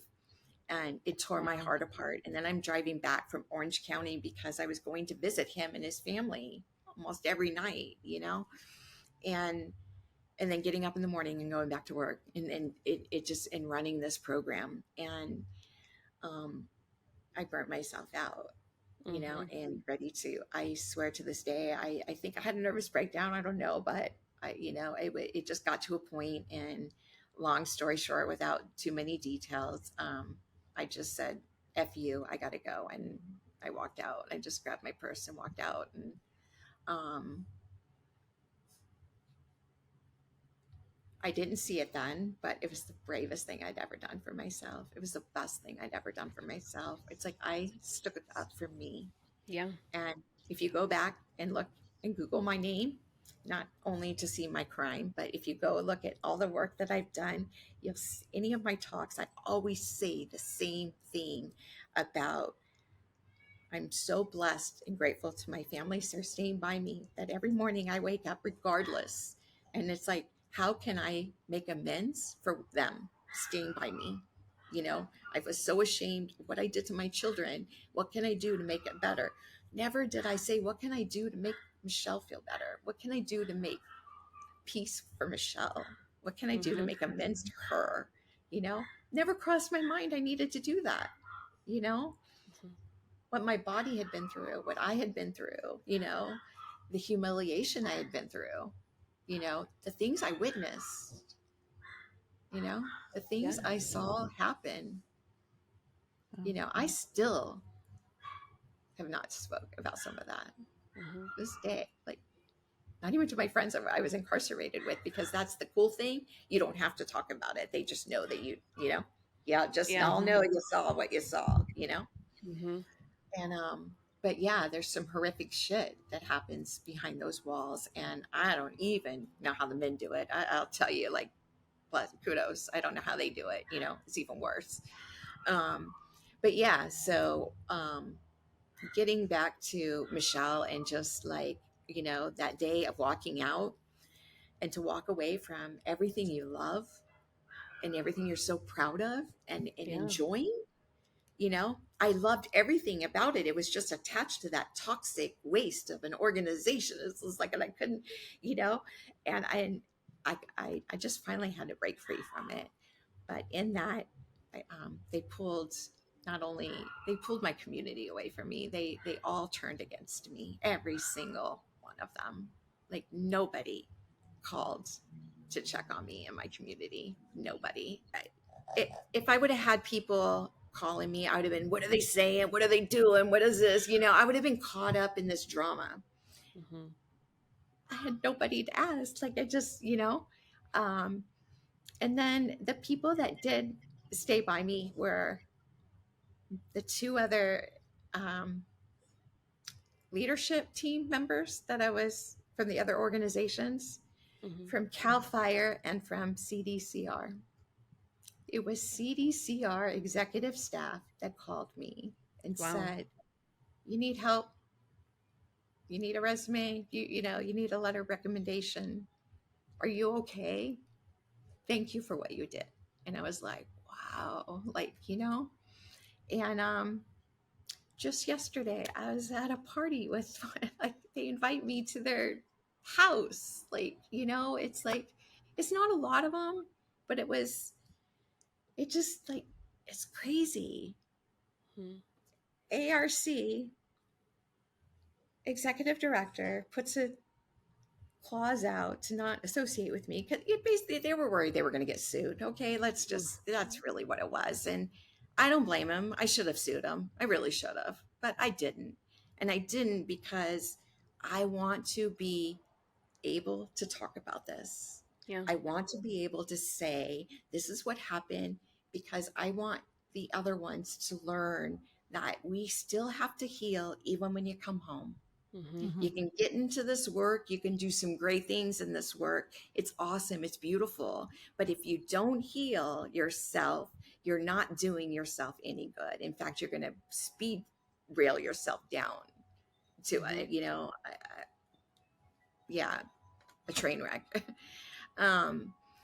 But yeah, so here I am, this a couple years ago, looking in the mirror saying, how did this happen? How did I let this happen to me?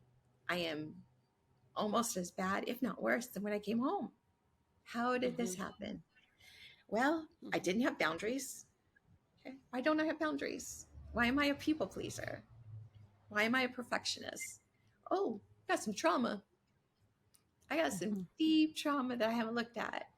Oh, but I did all that work inside. I went to all those groups, No, I didn't get deep enough, and then that's where I found my spiritual practice and my Kundalini yoga and meditation, and damn, shit just changed. And I'm not gonna lie, I wish I had a few years earlier so I could still contain both, but I don't think I would have been able to. Like, obviously, God saw something that I couldn't, and I needed this. And remember how I was saying that year I took off and how I was just having a flashback of how important it is now? And that's what I'm talking about. Like, I have pulled away just like that year, but in a different impact, right?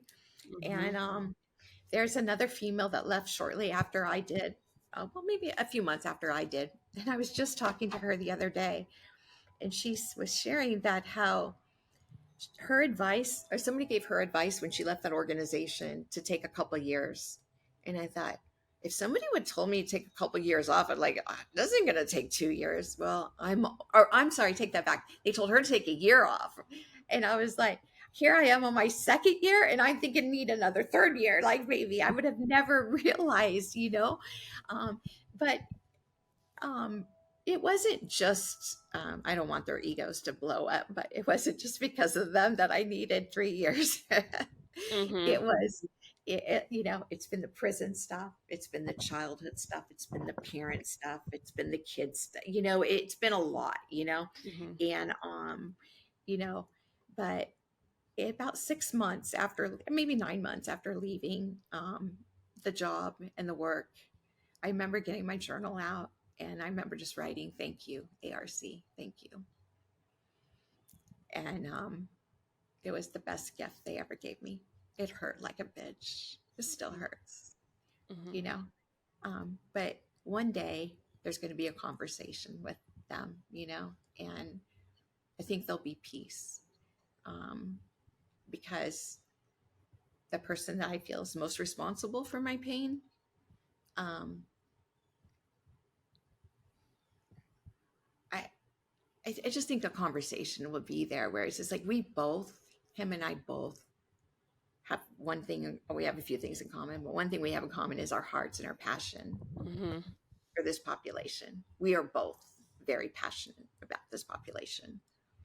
I think I'm more so because even when they screw up, they're still my community where, I feel like this person just like threw it away. But I when I first got into this work, there was very few of us who were going like back inside the prison, right? There was very few of us, and there was hardly any women. I think there was maybe 3 or 4 of us, females. The rest, it was all men.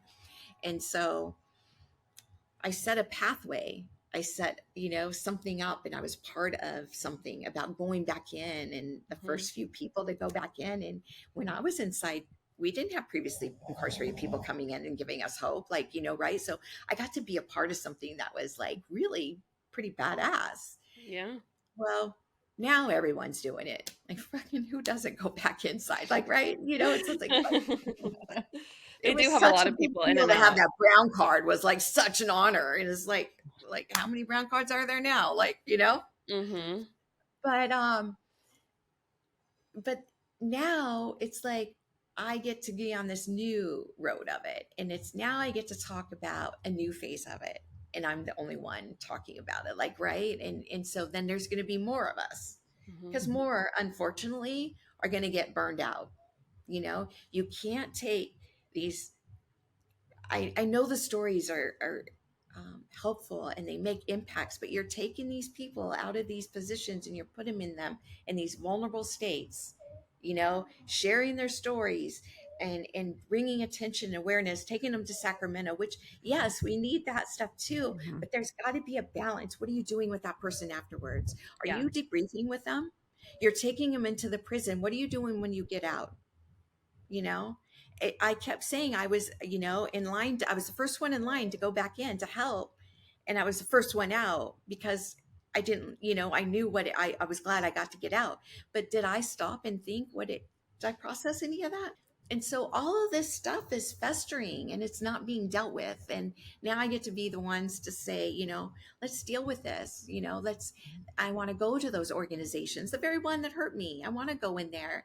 And, you can't just take a trauma-informed course every year and call yourself trauma-informed. You can't. Trauma-informed is being trauma-informed, and I want to be able to help these places, help people like me who come home and want to do the work, but are still supported, and hold me accountable, right? Like, we would have these staff calls, especially during COVID. That's when they started, and we'd be on Zoom. There's somebody nodding out on heroin on the Zoom, and nobody's doing shit. Like, nobody's doing anything. But then about a couple months later, we're at his funeral, and this organization wants to raise money for his child. But what were you just doing to help? Yeah. Could have prevented it. Yeah. I don't mean this in a bad way. I'm saying, let's look in the mirror. Care before it's too late. Shit. Yeah. My part in all this was I was a people pleaser, and I was looking at you to make me feel better. It was that was my fault. That was my responsibility. That was my cactus I had to hug. What did you play in it? You know what I'm saying? And it's like, I can't control any of that. So how do I just make sure, because there's going to be a lot of, those type of EDs and those people and those organizations, they're going to be everywhere, no matter where I go. Right. I got to learn how to deal with it myself. I can't change the world, but, so just going back in and looking at myself. But like I said, I'm going to end it with that they gave me the best gift of all, of a lot of time to self-evaluate, a lot of pain to motivate me, right? Like, what motivates you? Pain, and I am so much stronger and capable, and to see my self-worth and my love and know that I don't have to do this work to be forgiven. I'm forgiven just the way I am. I don't have to fight for AB 2147 and, the expungement. I put so much work into that. And do you know, I just turned in my paperwork like about a month ago, and I advocated for that to be expunged, but like, do you see how I didn't see that then? I should have been the first one. Like, Yeah. and it's like, I just think that all of these organizations, all of us, like, I think we just have a responsibility to get with each other, once a year, twice a year, and just, honesty and check in and accountability. And I fucked up here, or I'm struggling here. What can I do? Or what did you learn? And then I said, oh my God, I'm doing that too. Right. And just like you guys do in your community with like the visiting. How do we get through this hurdle? This family visit, can't take sheets here. Can we do, you're right. You give each other tips. Yeah. It's the same thing. It's just a different level. So, yeah. It doesn't have to be against each other. And I can tell you that your message is already spreading, because like when people come in to my husband's prison now in California, previously incarcerated, and they're talking to them about like, when if you come out and being like, substance abuse counselors and working for different orgs, one of the things that they hammer home to them now is know your worth, and don't let any kind of foundation like wring you dry. So he told me that specifically. Kudos to those people doing that. Yeah, because it really is, but so many of them, especially the men, it seems like, maybe because there was less women in the work or something, I don't know, but the men, it's like, I got to keep doing this. Where else am I going to get a job with this money? Where else am I going to get this attention? Where else am I going to be exposed? Like, right? It's like, I got to put up with it. No, you don't got to put up with that. But shame on the people fucking doing it. Can we just say that too? Yeah. What the hell? You've been home just as long as I am, and you're still playing that politic. You got to raise yourself up by pushing other people down. That's the same thing that happens in prison. It's the same thing. So you're doing it now in a nice suit is really what you're doing. Yeah, it's such a vulnerable group of people that just came out of like the most unbearable imaginable situation. A very traumatic situation. Also, I have to go grab my laptop charger. So you can keep going. I'm gonna pop up. And you're also like, it's also the fact of you're taking so much money from the state. You're getting so much money in these grants to help previously incarcerated people. Look at what you did to me with all that money. Yeah, I'm spending, a couple $100 an hour in fucking therapy because, but you're not helping me, right? That's what I'm doing now. Can I get a grant for that? So yeah, I'm really, really pleased that people are going in and giving that message, because it's vital, and it's super vital. And I'm really glad to be out. I don't know if I'll ever go back, but there are a lot of things that still pull at my heartstrings, a lot of things like the families and, just like, the newest devastation in our community with, Eileen, and it just like her loss of her husband. It's like, I don't have a lot right now because I'm not like working or anything, but it's just like, you have to give to those things. Like you have to, I had to, like, all I could do was $25, but it was like, you have to, because your heart is just so like, you're just like, okay, even if it was $1, it's like, you want to give something, because these things are, you've lived that, and that could be you. And, the same thing with COVID, I kind of skipped over that, but just knowing that my sisters were in there like dying, and that could have been me, and my kids could have been picking me up in a body bag because of that, and, right now, and I don't, because I'm not into it, I don't feel like I have the right to talk about it, because that is one of my core beliefs. You don't sit at a table unless you got, but the stuff at these women's prison, especially Chowchilla, with, transgender going in, and then, men going in saying that they're women, but yet raping the women. And like, that's some ugly stuff, and regardless where you stand on anything, because I think most of us in criminal justice reform, like, we all have a pretty much open mind, right? Because like, you have to, right? Definitely. Yeah. I mean, we might all think, vote for a different president or whatever, but at the end of the day, we all believe in second chances, and we all believe, right, in just have an open mind. So it's not even about the transgender, but it's just, there's women getting sexually traumatized.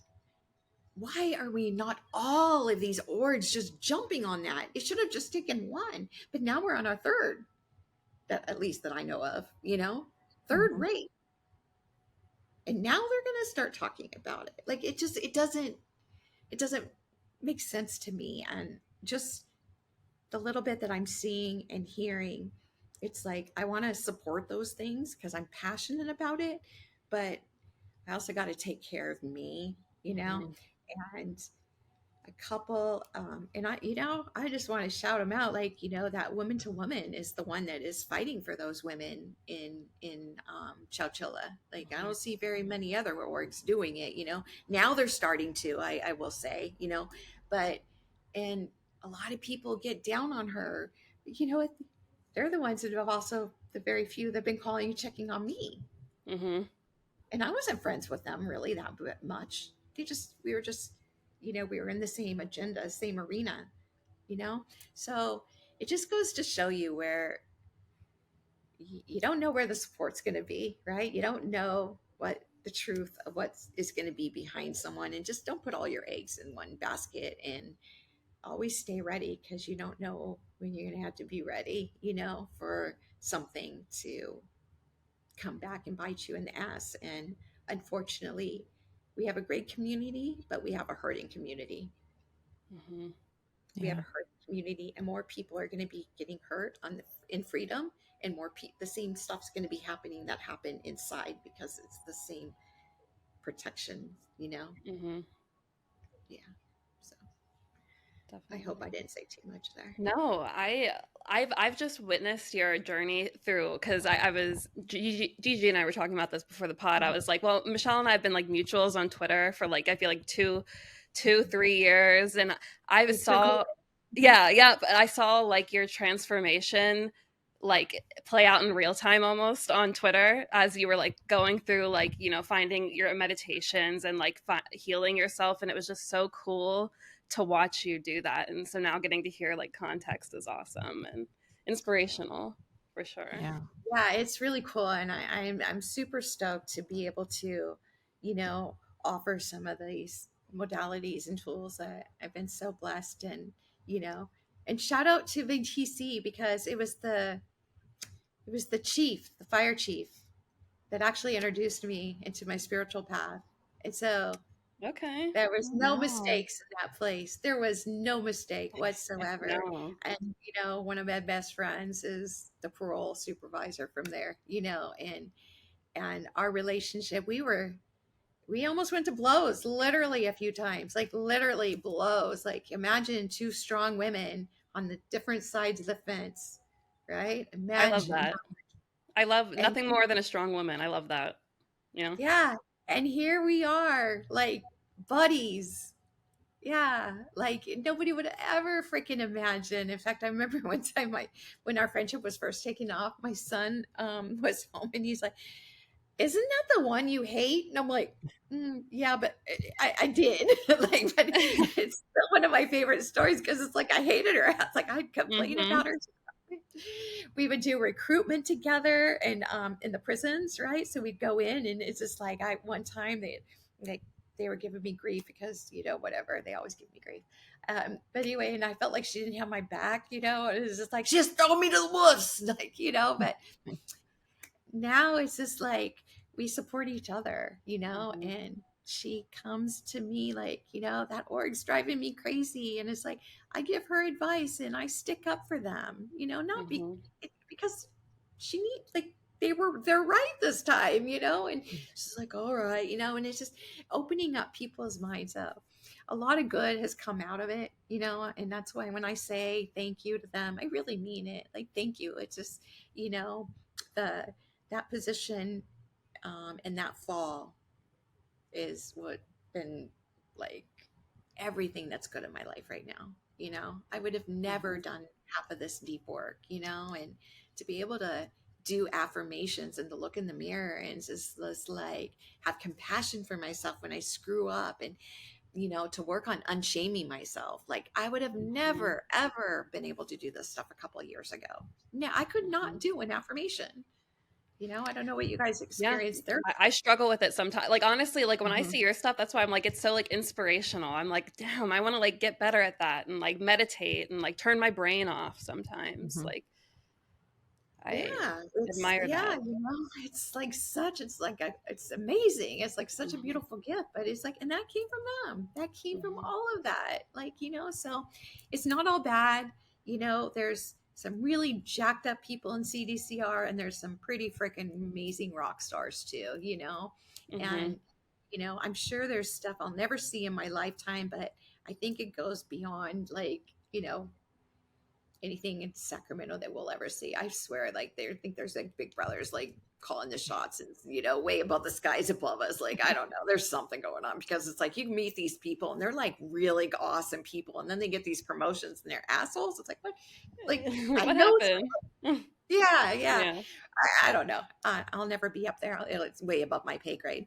But yeah, I just think there's a cloud up there or something that, like, somewhere people change, and you know, so what do we do about it? You know, we do what you're doing, you know, and for me, my work right now is about taking care of me and healing, because just like hurting people hurt people, healing people bring healing, and I want to bring some healing to the people that have been like really hurt by social justice work and the people in it, you know, and I want to be there to encourage the people that are hurting to, you know, what can you do? Maybe you don't think you've done wrong, but yeah, obviously you're hurting people, you know, you're hurting people, you know, have the conversation, be willing to, you know, there's nothing harder for me to hear my kids tell me and call me out on the stuff that I've done, that the trauma that I've repeated. You know, I hate being called out on it. It hurts. But how else do we learn?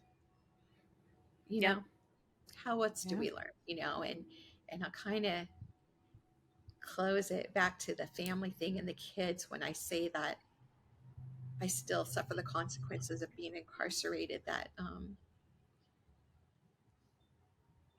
my youngest son, about 3 months ago, like, it all hit him. I was 6 years old when that happened. You chose money over me. You went to prison, and Dad like worked his ass off.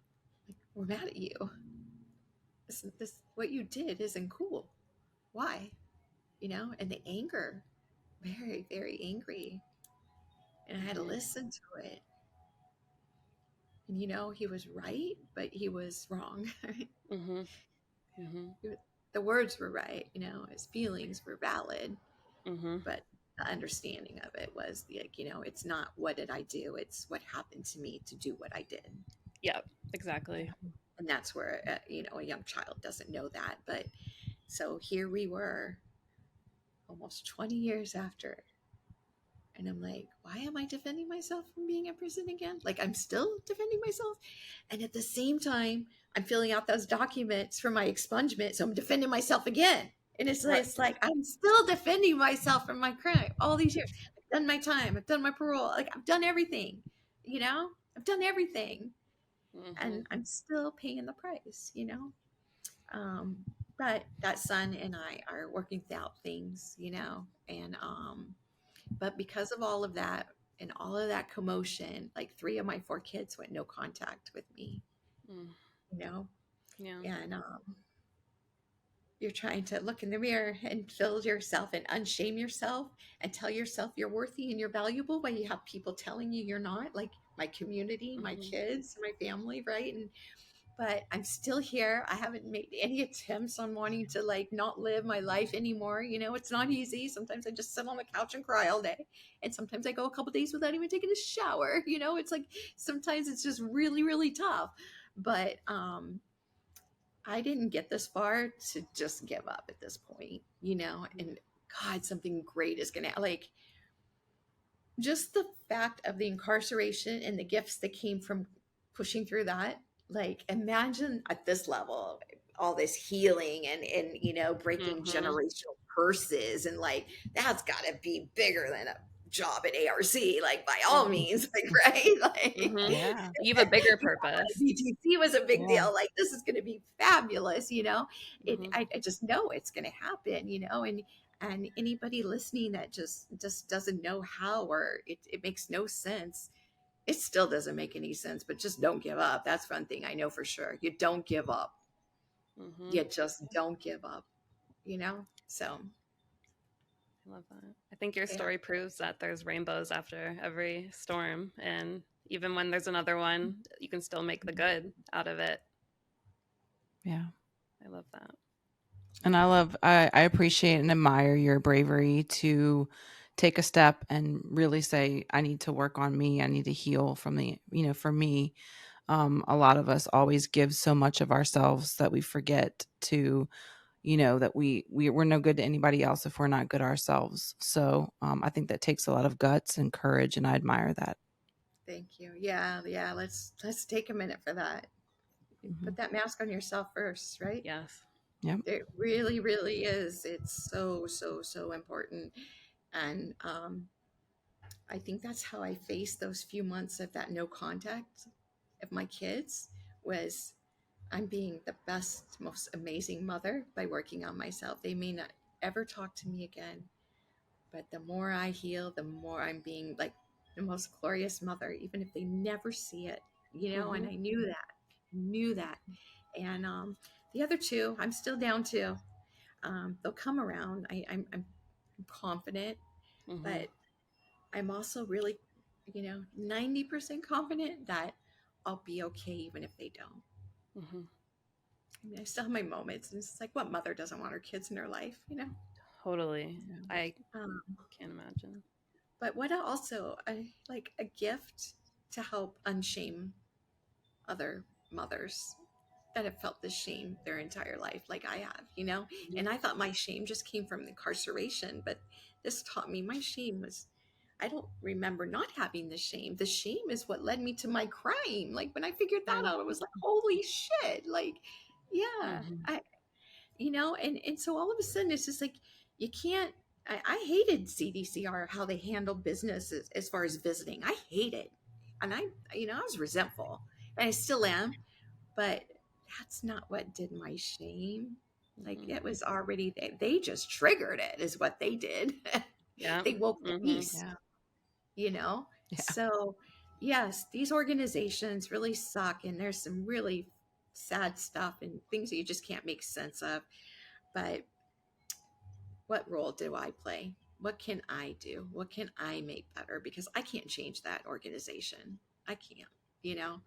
I can't, like, what is it? Mother Teresa? Is she the one who can't change the world, but I can change one person? Or I Yeah. think something Yeah. like that. I totally chalked that up. I'm so sorry, Mother Teresa. But yeah, the same kind of concept, you know?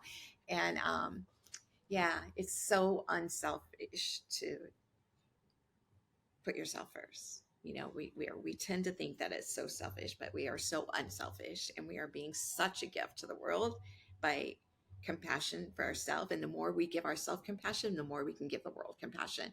And you know, even if it's top executives at CDC are harming our loved ones, like we, you know, we can not understand it or forgive it, but we can just kind of like have a understanding and just like understand that we may not know all the things that are pointing that they're dealing with too, you know? Yeah. So yeah. Awesome. You've been so quiet, Gigi, and I was doing a little research before and you were like the one talking a lot. So I feel like No, I just when people come on, I just love to listen to their stories. I really do. Sorry. I just love listening, and I find so much inspiration in it, and I I love your dog, by the way. I saw your dog pop up for a second. I was going to ask if we could meet the dog. You can. Okay. Yeah. So, well, first, before you meet the cool one, you got to meet the one that started all this. She's actually Okay. she's my re-entry dog. Oh, okay. Yeah. So she's old and she's blind.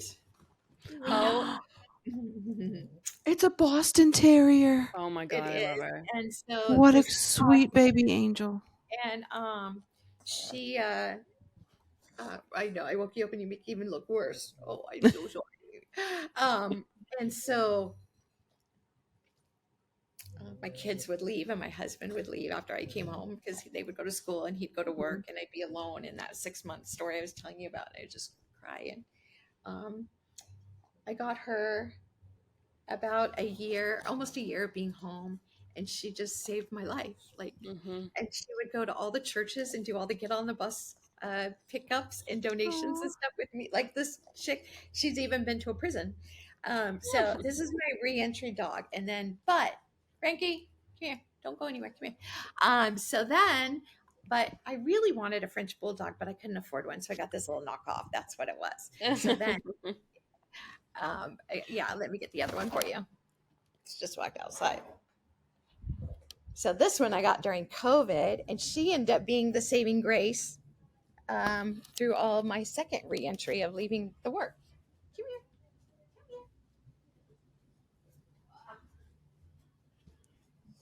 Yeah. Oh my gosh. Look at that little hammy. here. Hi, baby. I need one. Oh, It's amazing how they can be earth angels for us, I swear. Yeah. Oh, I was in my healing journey, got into the like just understanding my soul and the purpose and doing some reading on, connecting with your soul. And I was reading something about how dogs had like the same soul type thing. And so I was Austin, the Boston Terrier.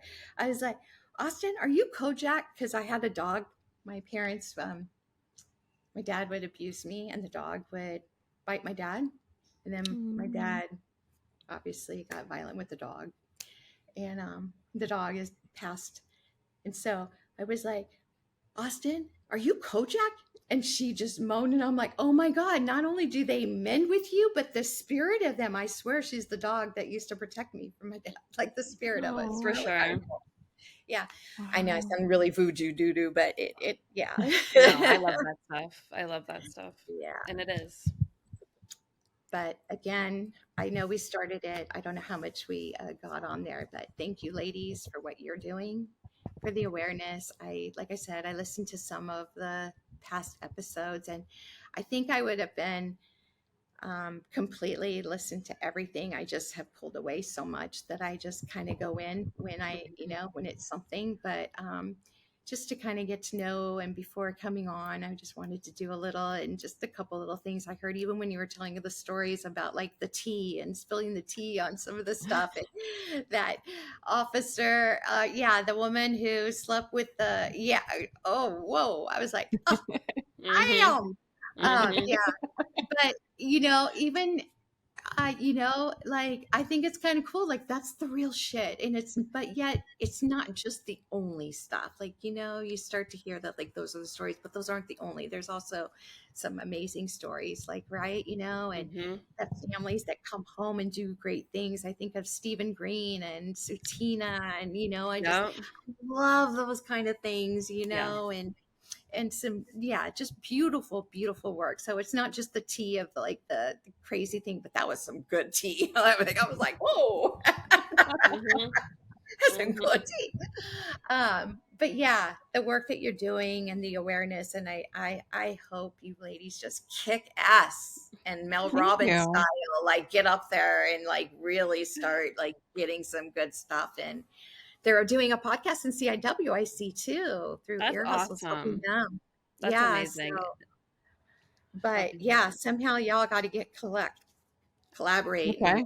That would be great. That would be awesome. Because I'm telling you guys, all dynamics of it need to be spoken. Your side, my side, the husband's side, the dog's side, the kids, Yeah. Can I ask one question that I always ask our guests? Absolutely. Because Paige and I are both zodiac buffs. We wanted to Oh, ask what was your zodiac sign and your husband's zodiac sign, if we could know those. so well, I'm just now getting into this. So, what do you think I am? Hmm. Oh, What is I I ha- would be? Yeah. you've I to have was some fire. I was gonna say either an Aries or an Aquarius. I am Capricorn. Oh, I was so off. Wow. Okay, that's as close to being That is fire as fiery you though. can. That Yeah. isn't fire. And my Yeah. sun is Leo. Not my Okay. Okay. son, like my sun sign, Okay. not my Okay. kid, not my Okay. kid's son. Yeah, yeah. And then I think my moon is Aries. There's the There's the fire. fire. There's the There's the fire. fire. Oh, we Yeah. jinxed. Yeah. The fire is yeah, fire has been played, oh yeah, fire, like it just, even the whole, like my whole spiritual journey, like the whole Mhm. meaning of fire, right? Like just like Hmm. where, Mhm. yeah, like it's just, and then it was just like my personality is like, oh yeah, a little bit of a fire, huh? um Mhm. but it's also like coming in and like learning the fire too, like Mhm. it's a beautiful gift, Yeah. you Aries is know. the first house, so it's like new and learning all of that. So that makes sense. Yeah, I did a spiritual like a reading, my Mhm. birth chart reading, I love those. and Love those. yeah, so do I. And yeah, he told me if there was shirts out saying that you had a good read, you know, a good astrological chart, you like you would have the shirt. And so like I guess I have a really good chart.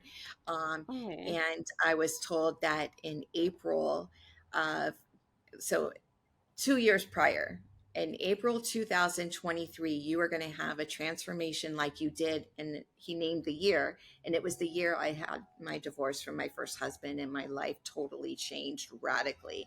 He's like, you're going to have a big transformation like that. Well, he was Wow. off by 1 year, but it was April 2nd that I walked away from my job. Is that a trip or what? It was a 1 year later to the date. Yeah. And he was absolutely like, it's been a huge chance. My wind chimes, can you hear them? They're going off right now. Yes. Like, Yeah. Yes. yeah, Yeah. yeah. I love that. I would have never guessed, like, just leaving that would have been something that, would triple down to something so beautiful as this, but it's pretty awesome. And I hope I don't have to go through much more hell to continue to have glory, but there's something powerful about the glory that comes from a hell storm. And I don't know all the details of your husband's and your spouse, but I hope that you also have that magical moment, and even if it's not how you think it's going to be or how you think you want it, you both each have a smile and a preservation, like just in a little bit that I've seen today, that Mhm. you're both being a true gift to them, and they're being a gift to you, obviously, because you hang in there. Right. We So did. Thank yeah, you, Michelle. That means a Thank you lot. so much. And if thank I you can again be for of coming on any here. service to you women, help you out with any way, I really want to see you guys succeed. Think about writing a book or something, please. And I'm going to be doing, I don't know if it's a YouTube channel or if it's a Yes. podcast I know for sure I'm writing a book. But Yes. yeah, I sat there, and I think that's why you guys got my attention, because I was kind of like looking at the podcast thing too. And so, but look, Yeah. you did one and I didn't, but I might be calling you guys up for advice. Maybe you can be my guest. We got you. Love to. Oh my Mhm. gosh. Yeah. So Well, we'll link your Instagram and everything in the description of all of our stuff. So if anyone who wants can go follow Michelle on her journey. And yeah, that would be great. And just sharing the spiritual journey, the meditations and stuff. And you two ladies, like if you ever want to do something, let me know. You can get on a Zoom. But heck I would yeah. love to just be able to share that with my community of, the wives, the families. I think that if I would have had this breathing techniques and these modalities and tapping in, it's not even, some of it you don't even need to buy anything. That's like the really cool thing. Like knowing that my breath heals me is like so powerful, but just to be able to share that, I would be, yeah, anybody in this community, just let me know where you're from, and I'll definitely take care of people from that. Okay. Oh, thank you so Awesome. much. Okay. Love you. Thank you so much, Michelle. Thank you, Thank Michelle. you. And the dogs say thank you too. Aw, we love them too. We love them too. Awesome. Okay. All right. Well, you take care. Bye. Thank you Hit so much. stop on. All right, guys. We hope you enjoyed that interview with Michelle. But it looks like I'm getting a phone call, Paige. Who's it from? Hello, this is a prepaid collect call from Fred. an inmate at Florida Correctional Institution. You know what time that means in our Potty Pod. It's time to go through your questions and speaky pipes. So I'll start with our question. We got one question from, I believe it's from Addie with Chapters and Chains, our good friend here. She said, if your story were a book, what would the title be? What about your loved one? Oh, I want to give a good answer for this, and I don't have one off the top of my head. Okay, I have one. I'll go ahead and go. For me, it would be a blessing and a curse. That's what mine would be. If we're talking about just this prison wife journey, that would be my title of my book, because obviously meeting Michael was a blessing, but living through his death sentence is the curse. Yeah. And I'm going to ask him. I'll come back next week and ask him what his would be. I would think his would be Positive Pete, because that's, well, I was going to ask him, but I'm going to go ahead and say it, because he's positive no matter what situation he's in. He always finds the positive. So be like me, Positive Pete. That's what would be his title. I'll get back to you next week with mine, because I want to give, like, I like a good question like this, and I want to give it thought. Okay. So. And if you want to answer it, please comment below or send us a message or a speaky pipe. We would be happy to hear it. But thank you, Addie, for that wonderful question. What a great question. She comes up with some great shit. I swear to God. She does. So we're going to get into our speaky pipes. And our first speaky pipe is from our lovely member of Love Within Walls. We love her, Miss Michelle. Here we go.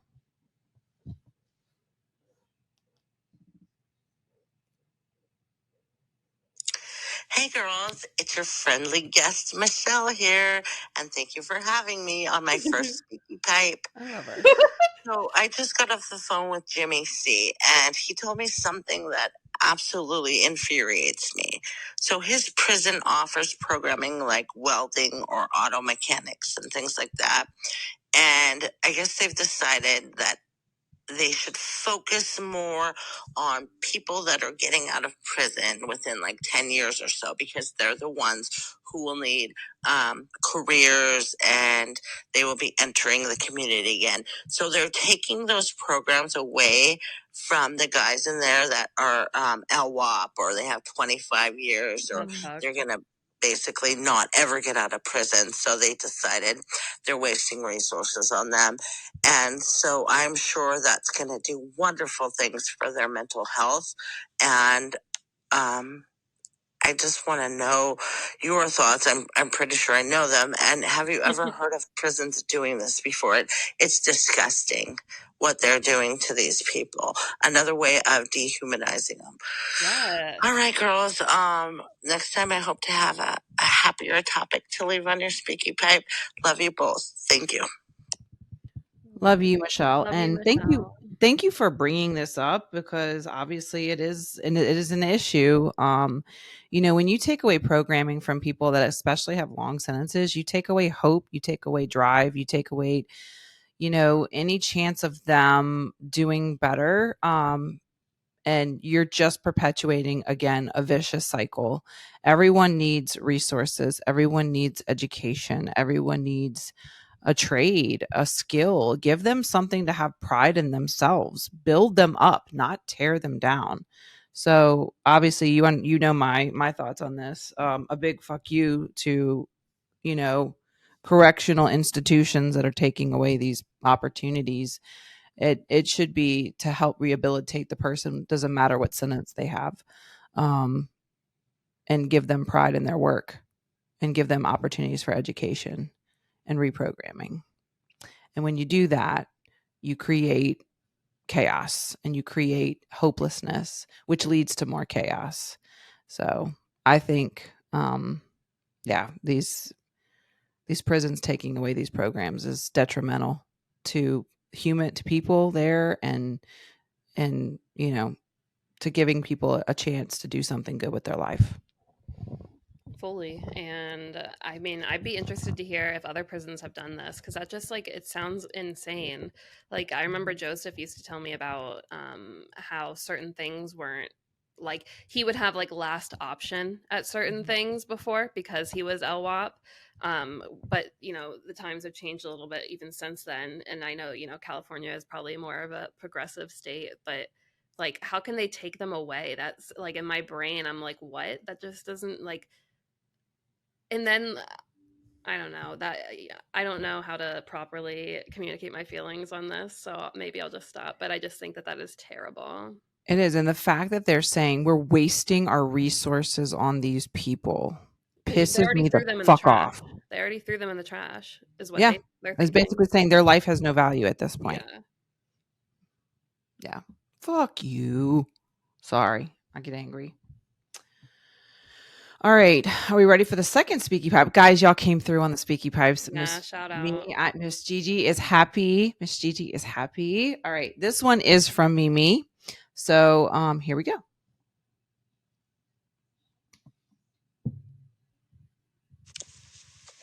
Hello there, beautiful ladies. I love the fact that you touch on interracial relationship in prison, as I'm a white foreign woman with a black man. When I first started visiting him in prison, which was over 2 years ago, I would say that I definitely would get the looks. I don't know, is it because I'm white? I don't know, is it because I'm white and foreign? Clearly have an accent, even though I've been living in the States for a while. But I would get the looks. And then when we would go to visiting, there was a CO that would always make comments more to him rather than me. I felt like he was always very nice to me, but not so nice to him. And I would make jokes that he has a crush on me. But I think overall, he was not feeling us together. But for him, behind the walls, there will be a lot of comments made, such as, oh, you like white women, or you're a sellout, you're this, you're that, which is so far away from the truth, because this man definitely doesn't have a type as far as race.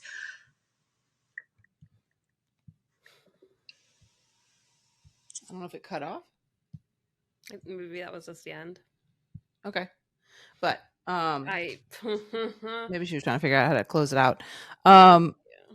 Yeah, I mean, guys, some people just love people for who they are. It's not based on everyone needs to stop worrying about who other people love. It does not matter. It does not change anything about your life. Yeah, and people are attracted to people. It may not be a certain look that people are attracted to. It may be just their personality and who they are on the fucking inside. So, but she's right. I mean, it does happen a lot in incarcerated relationships for some reason. It's like it's not allowed to mix for some reason. And I'm sorry you had to experience that, Mimi. And that your loved one had to be kind of heckled when you came to visit. That's I'm sorry that happened. It shouldn't be happening. It's fucking 2024, people. Sorry. Well, if you have your own story that you'd like to share or comment, please go ahead and speaky pipe our asses. We love a good speaky pipe. I loved her accent too. Mimi, you have a beautiful accent, by the way. Just wanted to say that. All right. So now we're going to get into our shout outs. We have a special shout out this time. We do. You want to go ahead and give the shout out, Paige? Are we going to name them, or should we not name them? Is that a privacy thing? I would just say our Patreon crew. Maybe we can develop it beyond there. Our Patreon wallers, our OG wallers. Our OG wallers on Patreon, the only tier we have. We want to give our shout out to you guys, because literally when I think I said this in our previous recording that played already before this, we literally made that and said if one person got it, that would be cool as all fuck. And we were like, oh hell, that would be so cool. Like that's worth it. And the fact that we have 7 right now, Yeah. like that is so cool. And like not only is it that all cool in itself, but it's awesome because we can use that then to help put into the podcast and keep the podcast running. And it's like, we just appreciate you guys so much, and the fact that there were 7 people that wanted to hear about, you know, our nonsense, extra nonsense is awesome. Our nasty sides. Yes. But like Paige is saying all the right things. We love you guys. Thank you so much for supporting us, coming into your homes with our nasty talk. And then all of our people listening on the pod too. We love you guys. Even if you're not on Patreon, I understand. Yeah. Times are hard. Yeah. But for our Patreon crew, we want to give a special shout out. So here we go. Paige even got some. Every time we talk about Patreon, I should just go. Yeah, just get the Patreon pom-pom out. Yeah, that's there we go. It's go. Our Patreon pom-pom. All right. Sorry. If you're listening, Paige is waving this beautiful, like magenta, glittery fucking pom-pom in the camera. So that'll have to be like our little, also another mascot. So it'll happen. All right. So next is our last piece, y'all. I know this is a long pod, but we're going to get to our final piece, which is our meme. And we were obviously doing very sexy stuff yesterday. So I found this from one of the best places to get some awesome prison wife memes, the Prison Wife Hangout. Shout out. And it says, if you're on audio, close your eyes if you're not driving. And it's a picture of the guy from, I forgot his name, but he cracked me up on the model show. What was the model show? America's Next Top Model. Okay. All right. And the tagline says, when he calls you at 7 a.m. just to tell you freaky sexual shit. Sorry, y'all. I'm trying to get it to where it's not. There we go. Anyway. Head on over to Instagram if you can't see it. Yeah. All right, y'all. Well, that's the end of our Potty Pod pod. Our meme will check out our meme, like it, and we will see you guys next week. We hope you have a great weekend. And if you want to subscribe, join our Patreon. We have some very explicit stuff we can't talk about on here. So anyway, we love you guys. Have a great week and weekend. Thank you for all the love and support. And if you have anything, hit us up. Slide into our DMs. We always love a good slide. All right, y'all. A ride and slide. We love a good ride and slide. All right, y'all. We love you. Have a great weekend. And peace, love, elbow grease. Besitos. Love y'all.